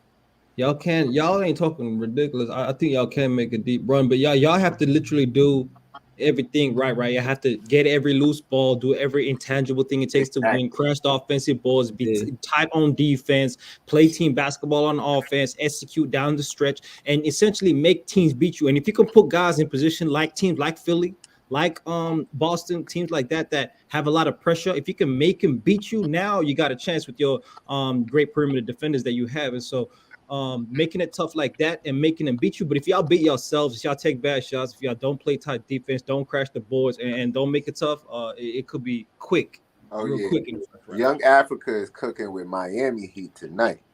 Yeah, he's right. I mean, to add to all the way on. To add to what he said, again, this is one of the first times we did this. We had 49 2-pointers and we had 40 3-pointers. So we had more 2-pointers than 3-pointers. And again, I said we would be a successful team if we attack the basket more than take 3-pointers. We can't we don't want to win and lose because of the 3-ball. We got to stick to what we know, and that's going to the basket. Mikal Bridges is a scorer, not a shooter. A shooter is going to shoot from anywhere. Mikal Bridges is not like that. He got to heat up. He warm up. You know what I'm saying? He come off that pick and roll, that midi. They calling him mini Mikal right now. You exactly, but I think the most important part of his game to be unlocked going forward is him scoring off the ball and quickly scoring off the ball. Like the plays that's being run for, like I said it last week, the plays that's being run for Bridges off the ball is not being run for him off the ball. And I think with him, with our best scorer, one of our best scorers off the bench, I think you have to free him up. You have to get him in more X's and O's and free him up to get him some easy looks. That way he's not going one-on-one and then dribbling the air out the ball. And that's arguably one of the reasons why arguably one of the reasons why that he's not getting the PT that he's supposed to be getting right now. You know what I'm saying? Because it looked like too many ISO buckets, and instead of come off the screen, come off the curl, make it look easy, or come off the cut and then get your easy layups, get your easy wide open looks, as opposed to like, I'm gonna be Kobe because Kobe's my guy and shit, and then we're gonna take a midi with a hand in the face and we're gonna live with that. Nah, we can't live with that. But if we execute well and get the open looks like we're supposed to get, and rebound and take possession by on both ends, with our depth and using our depth properly and making our adjustments properly, I think this could work. And I think we could go as far as we need to, man, because a lot of these other teams, they locked in with they set players. It's like you said before, Breeze, you said it a while ago. They locked in with they set players and they X's and O's and the plays they money plays and what they want to run. There's nothing really to change because a lot of them is going through the ups and downs of the regular season and the woes of past of what they did last year and the year before, a la Milwaukee, a la Philly, a la Boston. You know, they all been together for years. We just got together, and I think that could work for us because not a lot of teams is like 100% geared into like what we can do if we run a deep 10-man roster. Yeah, Leaf, to add to what you said, Leaf. Listen, we could beat any team if we got 30 assists. We had 30 assists tonight. That means the ball was moving around. It wasn't no dominant play like you said earlier, Leaf. We had 6 plays in double digits. The ball was moving around. Shout out to Swish Life. He pulled up. What's good with you, broski? How you doing, man? Yeah, what up? What up? I was just trying to get a fill in on what happened with the Nets game. I had an AAU tournament. I was coaching today. I really couldn't watch no NBA game. You missed it. We stomped the mud hole. Yeah, we stomped the mud hole. Yeah, that's an easy way to say it, but I ain't gonna lie. The first half they tried to hit us with everything they got. And we stayed in the kitchen until it cooled off. You know what I mean, that's a good way to put it. Like they scored 69 points in the first half.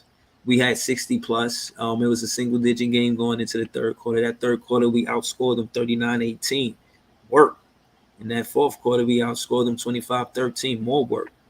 So, I mean, that's they had us down by 14. And once they had us down by 14, we came back from that because the thing is, we talk about the second half, but the second quarter, we still outscored them in the second quarter, and we scored over 30 in the second quarter. That's when the run started, and it started from the second quarter into the third quarter. Yeah. I think what we was able to really maintain was the third quarter. The third quarter was like, okay, it looked like we wasn't trading baskets. Yeah, we wasn't trading baskets, man. Like to hold a team like that to 18 points in the third, 13 points in the fourth. That to me, that might be a record for a home team in terms of lowest scoring second halves. I got to look into that. They might have it on StatMuse or something like that. But I think we did a great job with our speed and our length, using our speed and our length. And I think Ed Sumner was Ed Sumner was basically the energizer batteries that we kind of needed, man. Like in terms of like just the speed, like make this shit go a little bit faster, so we can do what we need to do, man. I'm still on the fence. Listen, I know how Breeze feel about Dinwiddie, but I'm still on the fence as Dinwiddie as our lead guard. That's my guy. Get yourself a pair of Dinwiddies, man. Stop playing. Yeah. I'm still on the fence about Dinwiddie as our lead guard and playing 30+ minutes because a lot of the times over that, once he cracked them 30 minutes, he could get a little bit sporadic and a little bit stagnant with like his go-to moves and the shots and. If we get to the Eastern Conference Finals, if we get past what Kevin Durant, Kyrie did, y'all should buy a pair of Dinwiddies, man. Stop playing. I might buy. Listen, depend on how who played, man. Like I think. Listen, I think we get. Yeah. I might have to pass on them Dinwiddies, man. But I shall not. I ain't gonna lie. I will not. I will not. Yeah. I can't. I'm gonna be honest. If we get past that second round, I might buy a pair of Dinwiddies off the strength. Give me some of the Mikkels, man. Like for real, man. I'm good with the Mikkels for now. But in terms of going forward, I think Mikal and Dinwiddie, they can't get sporadic. They got to continue to play team ball. They got to continue to move everything around. They can't get sporadic. You know what I'm saying? So, in terms of like just taking, all right, let me go hero on this possession and just take dude off the dribble. And if you got it going, you got it going. That's one thing. But like, don't lean on it. Don't get sporadic and don't make it that like the end or be all. When all right, don't make it. All right, if it's your plan A. It's working, it's cool, but your plan B has to be something different, like dishing the ball or playing off the ball, playing a little bit loose. Dinwiddie done played like 30 minutes. Hold on. Let me just give my guy Dinwiddie. I hear you going off, but let me give my guy Dinwiddie some credit, man. He had 9 assists, and some of those assists were definitely 3-pointers. And I said that to say he go to the paint, he drives to the paint, drive to the basket, put pressure on the rim, and that draws the double team to open up a good space for them to see the hoop and knock it down. 18 for 40, not too shabby. That's pretty good. That's shy of 40%, and that's partly because of the way Dinwiddie play.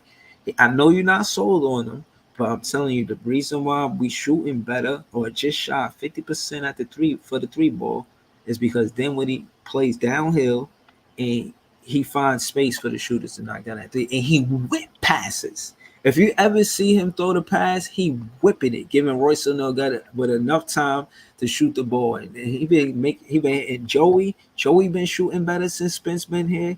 Royce been shooting at consistent, you know what I mean, for the most part. And we've been waiting for CJ and Doe to get better. And they've been getting better, and we won tonight. I think CJ had a magnificent night tonight, man. He has his offense was there tonight. Big part of why we won. Obviously, man. I think him and Doe, they gonna get open looks. Obviously, man. When we move the ball around and we spread the ball around and we move a lot much faster than what we moving. But if we stagnant and Dinwiddie is like, all right, yo, let me take a couple of more dribbles, man. Like this is when you could tell. I could tell when somebody like Dinwiddie is tired, man. Because play hoops, we all know that dude. All right, let's wait for everything to set up. All right, I'm ready. To boom. Then 7 seconds on the shot clock hit, and then all right, it's time to make the play. Can't do that shit. Definitely can't do that shit in the playoffs, man. When them teams that's known for defense, a la Milwaukee, a la Boston, start turning up the voltage because we're not gonna get calls against them niggas. We gotta keep this shit moving. Like it's the whole thing about running a 10, 11 man rotation is to keep this bitch moving, bro. Like we don't need to be stat like, yo, if you're gonna be downhill, continue to be downhill. I want you to give me 30 minutes tough. Yeah, you know but no, I think at the end of the day, you know, specifically we talking about S. Sumner and Day'Ron Sharpe, and they've been the additions, and they helping us win. Shit, yeah, I was saying that Day'Ron Sharpe should start over CJ. Then CJ had a night like tonight. I'm like, yeah, Day'Ron Sharpe putting that pressure on. Yeah, you better. He gonna take that starting spot, and I like that. I like us competing with each other about starting spots, and that's how we play together and we win together. So you know, I like what's going on right now with the Brooklyn Nets. You know what I'm saying? But again, man, we played tomorrow night. You know what I mean? I'm gonna vlog that game too, man. I appreciate y'all. We rocked out. It's like 3 hours in, man. That's fact. Shout out to Swish Life. But yeah, man, we won that game. It was a good game for the first half. It was back to back straight in baskets, and then like that second half, they couldn't score the ball. Like they went on. We had a string of stops a few times. 7-0 run here, that type of thing. 13-0 runs. Hey. You know what I'm saying? We just going on different runs. I see they announced that Ben Simmons ain't playing the rest of the season. Yeah. I'm off that. Yeah, we good on that. We good on that, bro. Yeah. Shout out to Ben Simmons, but we already found out that Day'Ron Sharpe do more than what Ben Simmons would have been doing anyway. So even if Ben Simmons was in a rotation, we would still need him to do. We would still need Day'Ron Sharpe to do more what he does because of Ed Sumner. I mean, we just got other players besides Ben Simmons to help us win. He not a scapegoat for us. So why we not going to do well? That's not happening. We get in first seed. We see y'all fourth seed. It's work. Know that. Know that we coming and compete versus Cleveland. If y'all get that fourth seed, if y'all get that, y'all might get third seed. Who knows? I don't know. I'll be honest, bro. Like I'm gonna keep it 100, man. I'm gonna keep it consistent. I'm looking at the 3 top teams, bro. Like Cleveland, I think Cleveland, bro, is one of them teams, bro. Like I think they have yet to be unlocked, and I don't think anybody want to see them unlocked. Evan Mobley and Darius Garland have yet to be unlocked yet. I think they like once they get unlocked in the postseason, and good luck to all Knicks fans, by the way, if y'all listening, man, to that shit, bro. Like because they look like y'all gonna have them in the first round.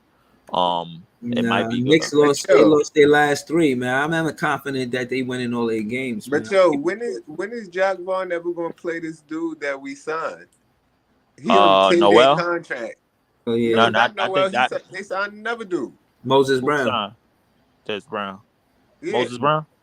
Yeah, Moses Brown. He ain't play yet, right?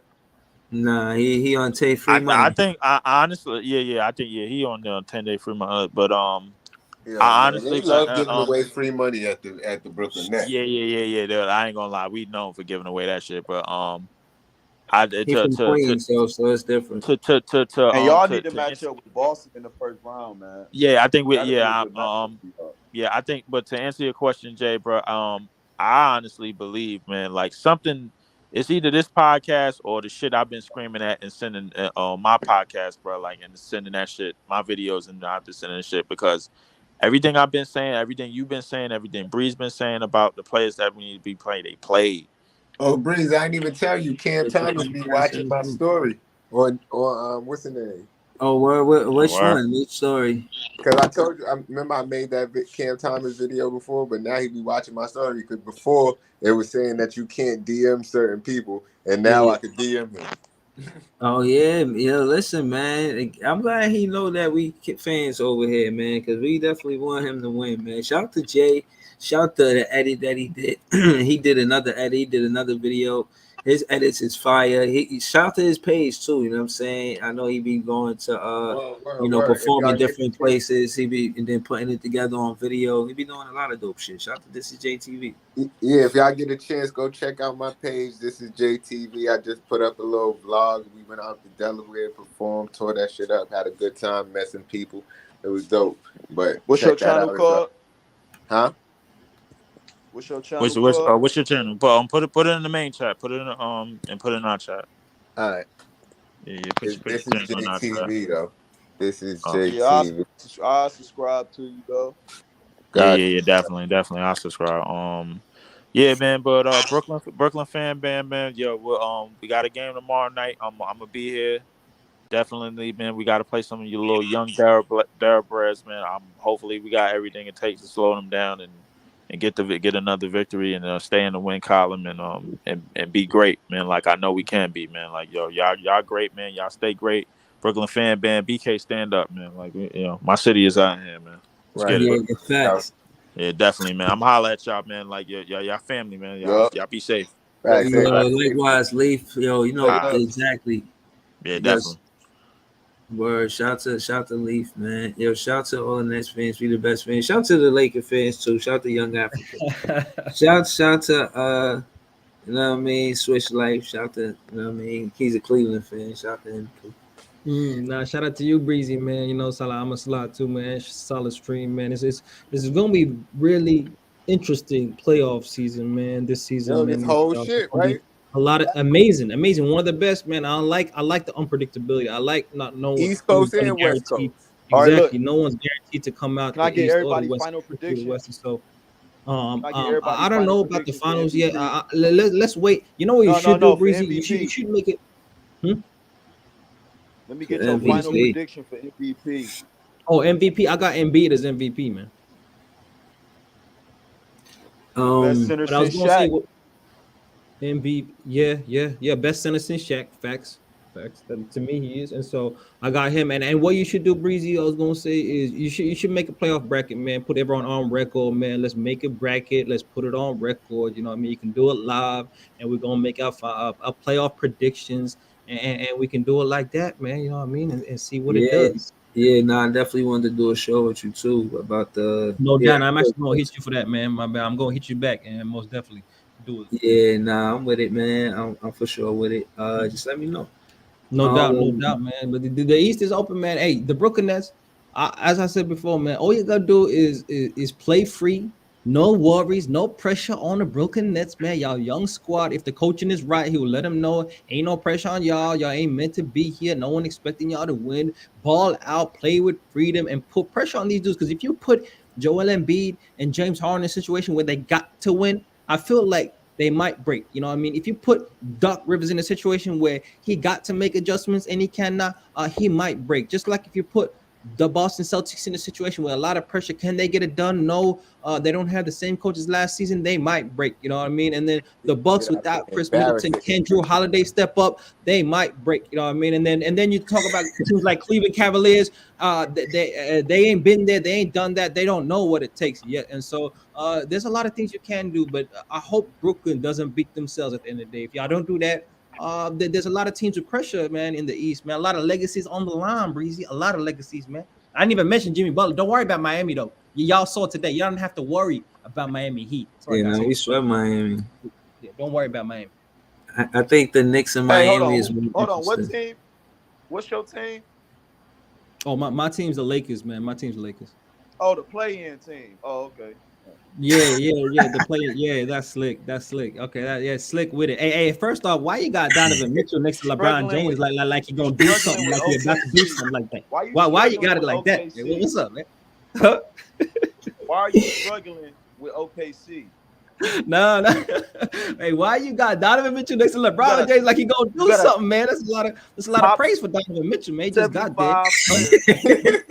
He just got there. I'm still thinking, living in a penthouse in Cleveland, in the city capital, Cleveland, whatever the city center is. He's still living in a penthouse in a hotel. He ain't even got a crib yet. You talking about LeBron James? What you doing, man? Hold on. First off, Columbus is the capital, not Cleveland. Okay. Columbus is the capital of Ohio, not Cleveland. Okay. Off. And don't deflect. You have a top 75 player and you're struggling with OKC. Don't deflect. Hey, did we win the game or did we lose the game? What happened? We won the game, right? Hey, see how we get quiet up in here? I like how we get quiet up in here, man. That's what I like. Yo, Breeze, where the pen at?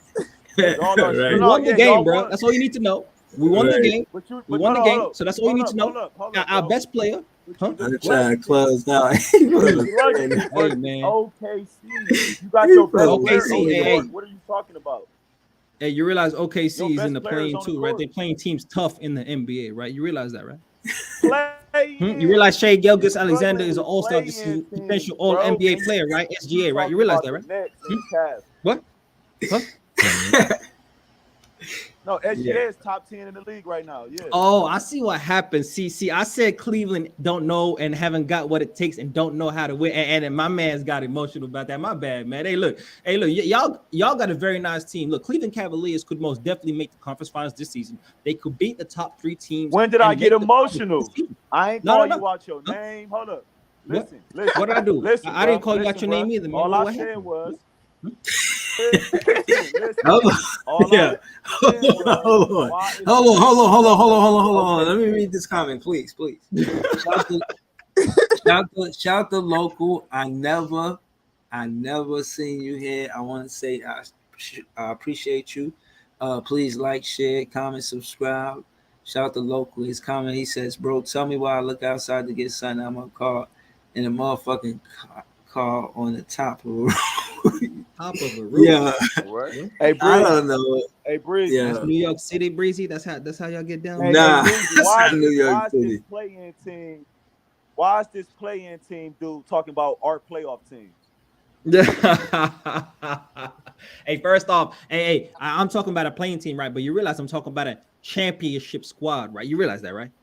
AD champion, LeBron James champion. You realize that, right? See, I'll get quiet, Breezy. See, I'll get quiet up in here, man. Look, I do this every day, man. You picked the wrong one today, bro. I do quiet this, parts that's why get quiet. That's what I do. I make it go quiet in the room, man. A lot of bass, a lot of noise.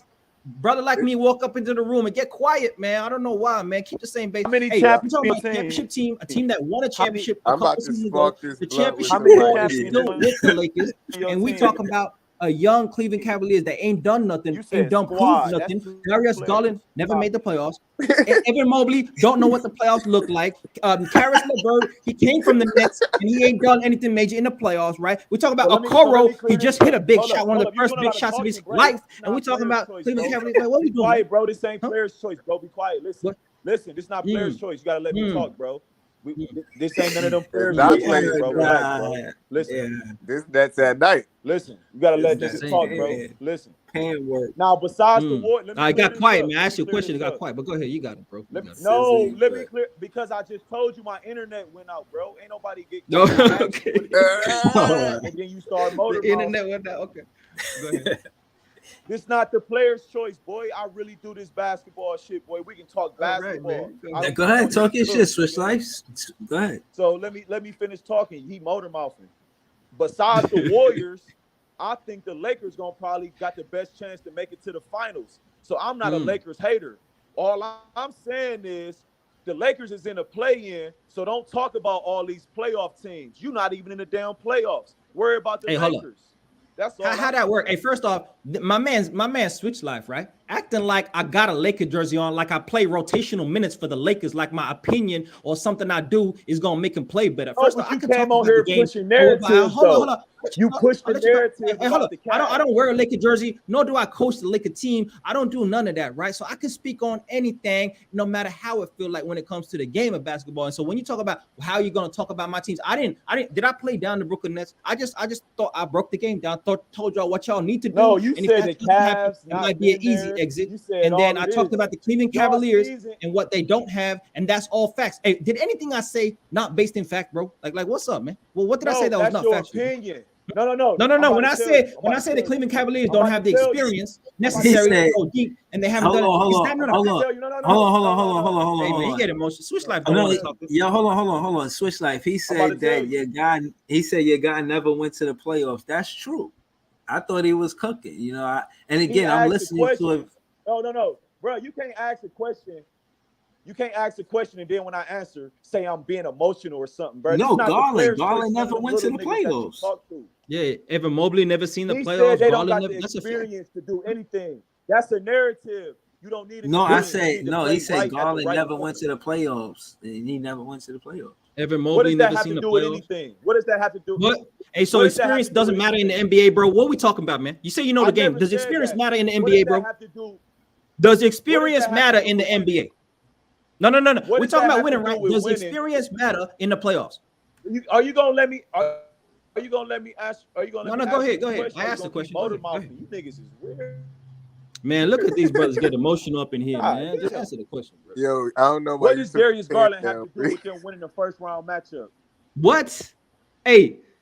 Are you hearing this, brother, bro? What are we talking? Hey, one of your best plays is not significant for y'all to win or not win. What are we doing right now, bro? What are we doing, man? So Donovan Mitchell is just gonna carry y'all in the first round by himself, right? Like he did for Utah Jazz, bro. Stop it, man. That shit didn't work with Utah. No one's gonna. It ain't gonna work like that. Y'all need a team to win. That's the strength of y'all team. Y'all 4 or 5 deep of very good players, man. Like what we doing? Just pushing narratives, bro. What we doing?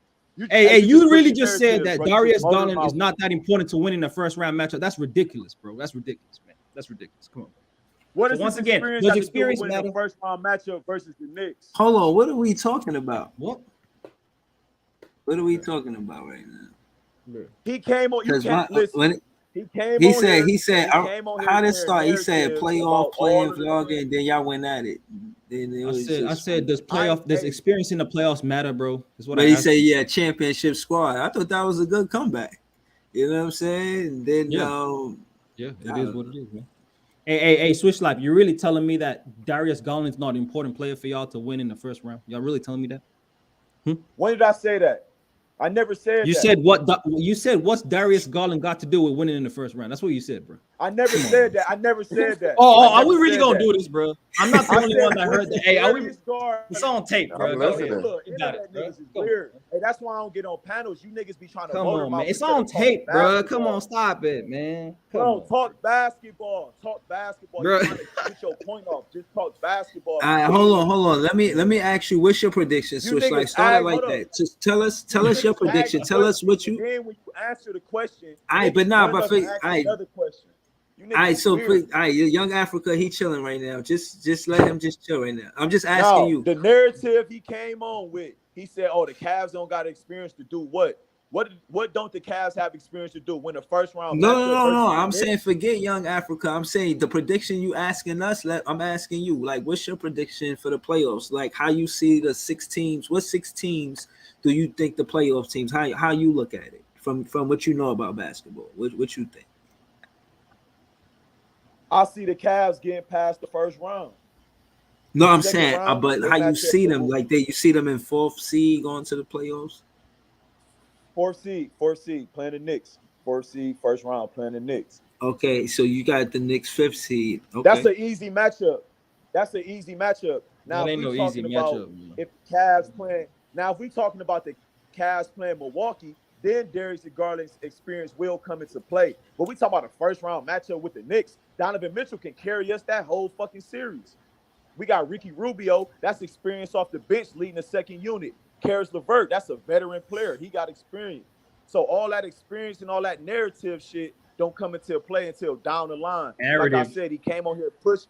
Like I said, he came on here pushing the narrative about the Cavs, and I had to check that shit. But he started motor mouthing. What narrative? What narrative, bro? I never said fact. Darius Garland wasn't important. I never said Darius Garland wasn't important to the fucking playoffs and to the team. So don't twist my fucking words. This ain't the player's choice, nigga. No, yeah. You say what's he got to do with winning the first round? Essentially saying that he doesn't need to be an all-star level player. But at the end of the day, he's not the you main kind of just player. validate what I said. He's not the main player. It's a team effort. It's a team effort. It's not one and two players on the court. It's a chess game. It's a chess game, buddy. All right, so hold on. Let me switch. All got to do is play his role. It's not by one or two players. It's about the collective unit. It's about the coaching. It's about the bench. But then you say that. Hey, you contradict yourself, bro. Then you say Donovan Mitchell can just carry y'all. Don't even matter. And you got Ricky Rubio off the bench. See, you don't keep the same energy, and it ain't gonna work like that, bro. No. Hey, hold up. Can y'all lose in the first round to the New York Knicks? Can y'all lose or not, man? Yeah, you don't want to lose. Go ahead. Mitchell is that's a hypothetical. Of course we can lose, fool. What are you talking about? Exactly. That's my point. And why would you lose? Because the experience of the Cleveland Cavaliers is not certified. That's the point, bro. Donovan Mitchell can carry them. I didn't say he will. I didn't say he's going to. I said he can. He's capable of carrying the Cavs in a first-round matchup, bro. What are you talking about? He averaged 28 points in the playoffs. You niggas come on here and push narratives and don't talk basketball. Can he do this? Can you guys do this? Asking all them hypothetical ass questions. Talk basketball. Bro, you just brought up hypotheticals. He can't do this. He can't do that. What are we doing, man? Hold on. Switch Life contradicting himself. Switch Life. This not a narrative. I can tell you this for sure. We know that if y'all need Donovan Mitchell to do that lane violation shit to beat the Brooklyn Nets, y'all not gonna beat us. That's not a narrative. That's a fact. What kind of shit? What are you talking about, man? I'm saying if you think that's how y'all gonna beat us, like, because I first off I disagree. Like you said predictions, you just asked on Africa, but I did, and you ain't asking about the West Coast. I ain't hear him make his prediction about where the Lakers going to go in the playoffs. I want to hit it, but I don't think, and I disagree with you, Switch Life. I don't think that the Knicks get in 5th seed. I don't. I think we can get 5th seed, and if we play, I think we gonna beat y'all too. I think we gonna beat y'all too, sir. No, I think we beat y'all, man. You want to put some money on it? Nah, I ain't gonna bet you no money. I'm definitely not gonna bet you no money. But I do think that the Brooklyn Nets could beat the Cleveland Cavaliers from what I've seen these last 2 games. I don't think that the Cleveland Cavaliers is a bad team. They definitely competitive, but at the end of the day, the reason why I'm confident without betting money is because if we could put Ed Sumner on a one-on-one situation with Mobley and just have like somebody like Moses Brown or somebody like that, or even a Day'Ron Sharpe to fight Jared Allen for rebounds, then yeah, I think we could compete. But we gotta stop Mobley, man. Mobley hurt us last game. So yeah, I think we could beat the Cavs.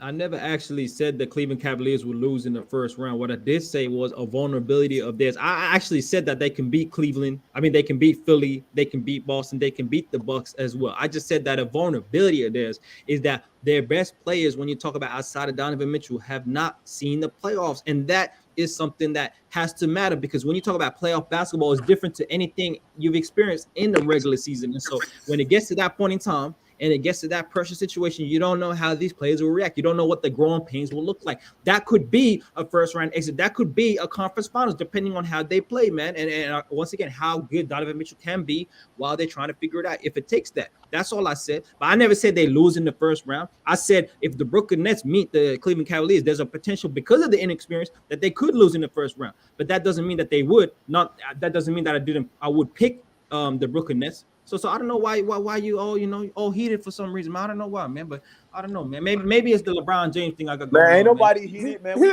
Hey, this basketball talk. I ain't call you out your name. I ain't disrespect you. Hey, what I do, man? Did I disrespect you? What I do? You called them a fool and you called them something else. Yeah. And I didn't say nothing back. See, I don't try and play them games. So what we doing, man, at the end of the day? Man, that's basketball talk, man.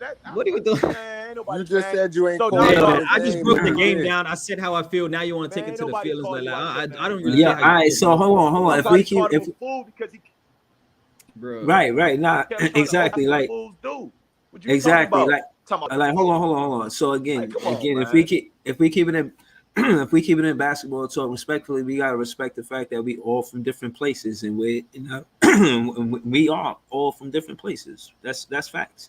So what you may consider that, man, I be hearing people call people the B word and all kind of stuff, man. Yeah, but what I'm saying is, like, what I'm saying is, again, like, you know, you don't hear me doing it. You know what I mean? Like, you don't. I ain't come for nobody manhood. I ain't call nobody.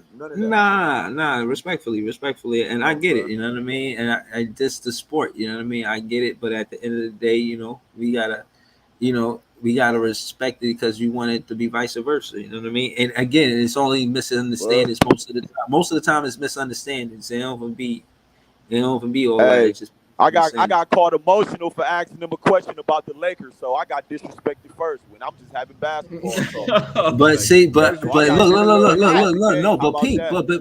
But look, people, I'm from New York. When people say that, that's more like battle rap shit to me. You know what I mean? That's because me, I watch battle rap. Yeah,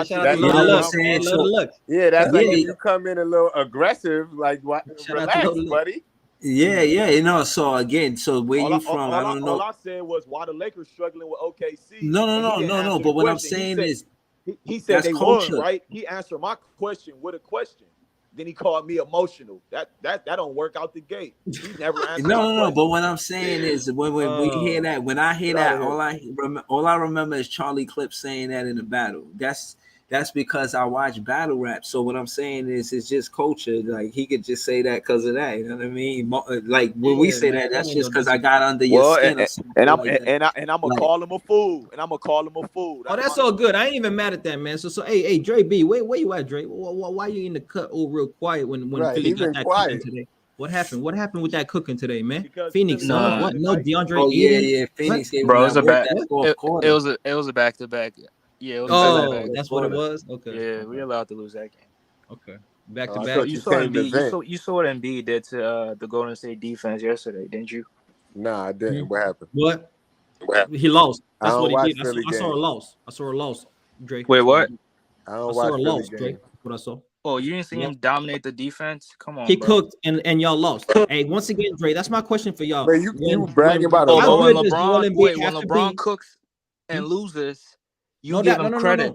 No. Hey, he still played great. No doubt, bro. You're right. He still played individually great. My question has been to you all season. How great does Joel Embiid have to be for y'all to be contenders? That's the question for me, bro. Because he's dropping 50 points, triple-double, damn near triple-doubles, 5 blocks, and y'all still losing out here, man, just like today. Bro, like I said, the Lakers help. The role players got to hit shots. The role players got to hit shots. Like, he had, 8 assists yesterday? Yeah, he did. Down the stretch, there was missing shots. D'Anthony Melton was missing shots. Tyrese Maxey was missing shots. Tobias Harris was. I mean, he was down, but PJ Tucker had a goose egg, and you know, it was just a bad game overall. But yeah, what sneakers PJ Tucker had on though? Right. Man, what sneakers he had on? I bet you he had on some Heat though. Oh yeah, but I mean,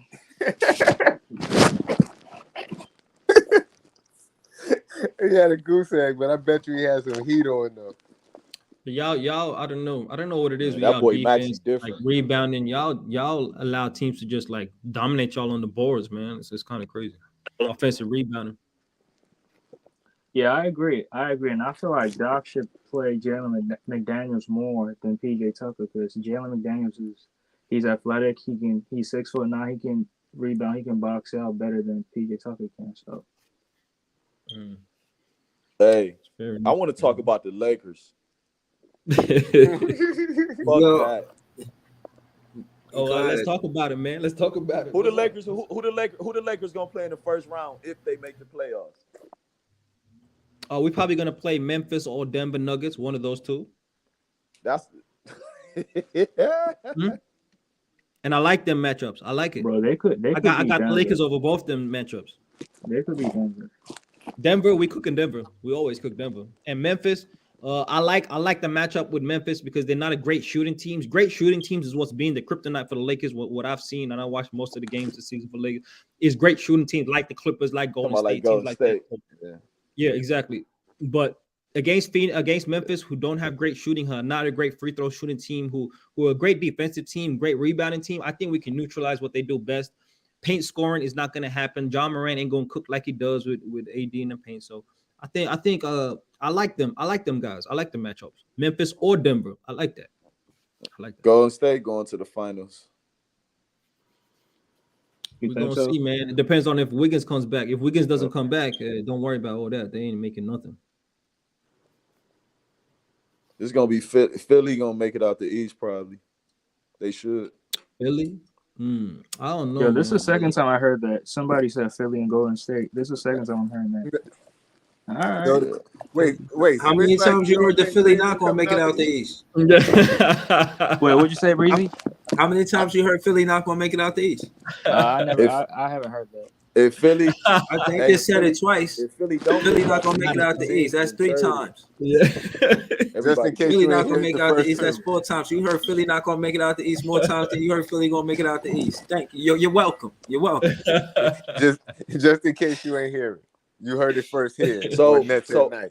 How can Jokic not get MVP if he got the number 1 seed and he won it as the 6th seed? He has to get MVP. Nah, because Embiid was the number 1 seed in 2021. He didn't win it. So you can't win it 3 times without winning the chip. That's why.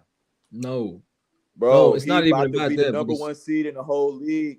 Come on, bro. He got simply Embiid played better. Look, I'm trying to be real with you. People who vote already, like all of the people that you've been hearing about, they've been saying you can't win it 3 times without winning the chip. You got to do something. Yeah, that's the narrative. That's the narrative they wrote. But it's a regular season award. So I don't know why they talk about championships, bro. I don't know why they do all that. Name one person. 60 games. Ain't no way he don't get the MVP, man. Y'all tripping. Name somebody who did it. He ain't winning 60 games, and he ain't playing at the same level that he was last season. He might be getting numbers, but he ain't dominant like he was last season when he was carrying his team to. But he got a triple-double with the number 1 seed, man. Right. Yeah. So what? And Embiid is playing better. And quite simply, Embiid is playing better though. He's doing all that, and Embiid is still playing better. But he okay. You're right. Maybe, but still, man. He playing great. He can come down to 2. The thing is, y'all saying like narratives don't matter. Narratives do matter, and the fact that he ain't do nothing in the postseason, and Joel Embiid almost got it last year, but he lost to that dude. He lost this to year. The they champs. gonna give what it to Embiid. He lost to the champs. This year he going. What do you mean? He lost to the champs. It's not just that he lost. Who, Jokic? I'm talking about in the MVP race last year. Embiid lost to Jokic in the MVP race. This year, they're going to give it to Embiid. Embiid played like 15. Embiid played like 68 games, or he played like 15 less games than whatever the season was. You think they're going to give it to Jokic over? Because you saying what you want to happen. If he won it as the 6th seed, how they messed up when he won it as the 6th seed, but he played more games than Embiid. So how can he not win it as the number 1 seed in the whole NBA, averaging a triple-double? How can he not win it? Because he already won it. That's why. But they already set the criteria, and he improved from last year's team record. I don't think they're gonna give it to him, but if you do, so by default, he has to win MVP, man. He don't get it. He don't get it. Watch. Now, I think Embiid better, but the dude is the number 1 seed, man. He's not gonna get it, bro. Man, look at that record, man. Look at that. No, I see it. But Embiid has the same record. Triple-double. Bro, you got the same record as Embiid. 48 wins, right? No, he got 50. Number 1 seed in the whole NBA. He got 50? Bro, Milwaukee got 51.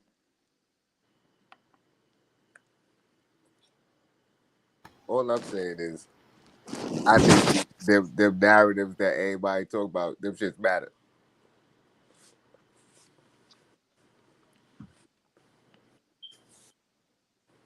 Nah, I feel ya. But yo, everybody got their predictions for the night? Yeah. Wait, what predictions?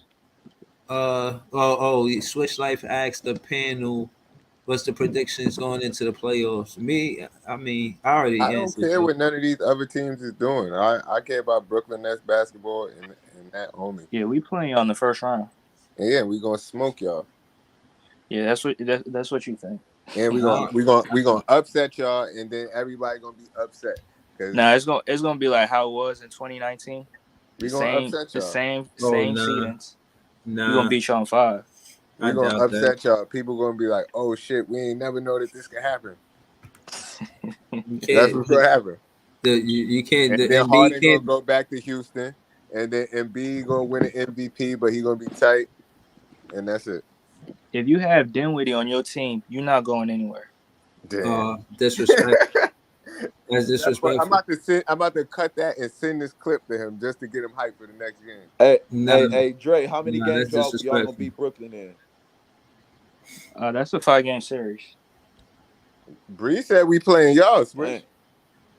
I think we get that 5th seed, and I think we play Cleveland. But to be honest with you, I don't know if Cleveland go to the 3rd seed. But they in the head-to-head, Philly beat Cleveland, so I don't know, man. It's too early to say whether Cleveland get that 3rd seed. I can't say, but I do think that we get that 5th seed. I don't think we get the 4th seed. I think we get the 5th seed though. If we was going to get the 6th seed, we would have lost tonight to the Heat. We obviously hungry. We broke a 5-game losing streak. It's the worst happened already. Look for the. All right, Young Africa, I see you. Peace, Young Africa. Yeah, nah, listen, bro. But that is interesting. Everybody is separated. I think we going up from here, man. For real. The Nets in the next 2 games. Cavaliers in the Sixers 2 games. Boston and Milwaukee 2 games. Yeah. Or 2.5 games or whatever. But yeah, man. I think we win tomorrow night's game, man. I'll be back for the recap, man. Shout out to Swish Life, shout out to Andre, shout out to This Is JTV. Y'all know what's up. Yeah, I appreciate y'all, man. Shout out to the chat. I see you, Leonardo. Shout out to Young Africa. Thanks for pulling up. Yeah, everybody that was pulled up, man. I appreciate y'all, man. Y'all know that. Nets fans is the best fans. Y'all have a good night. Peace. Peace. 1.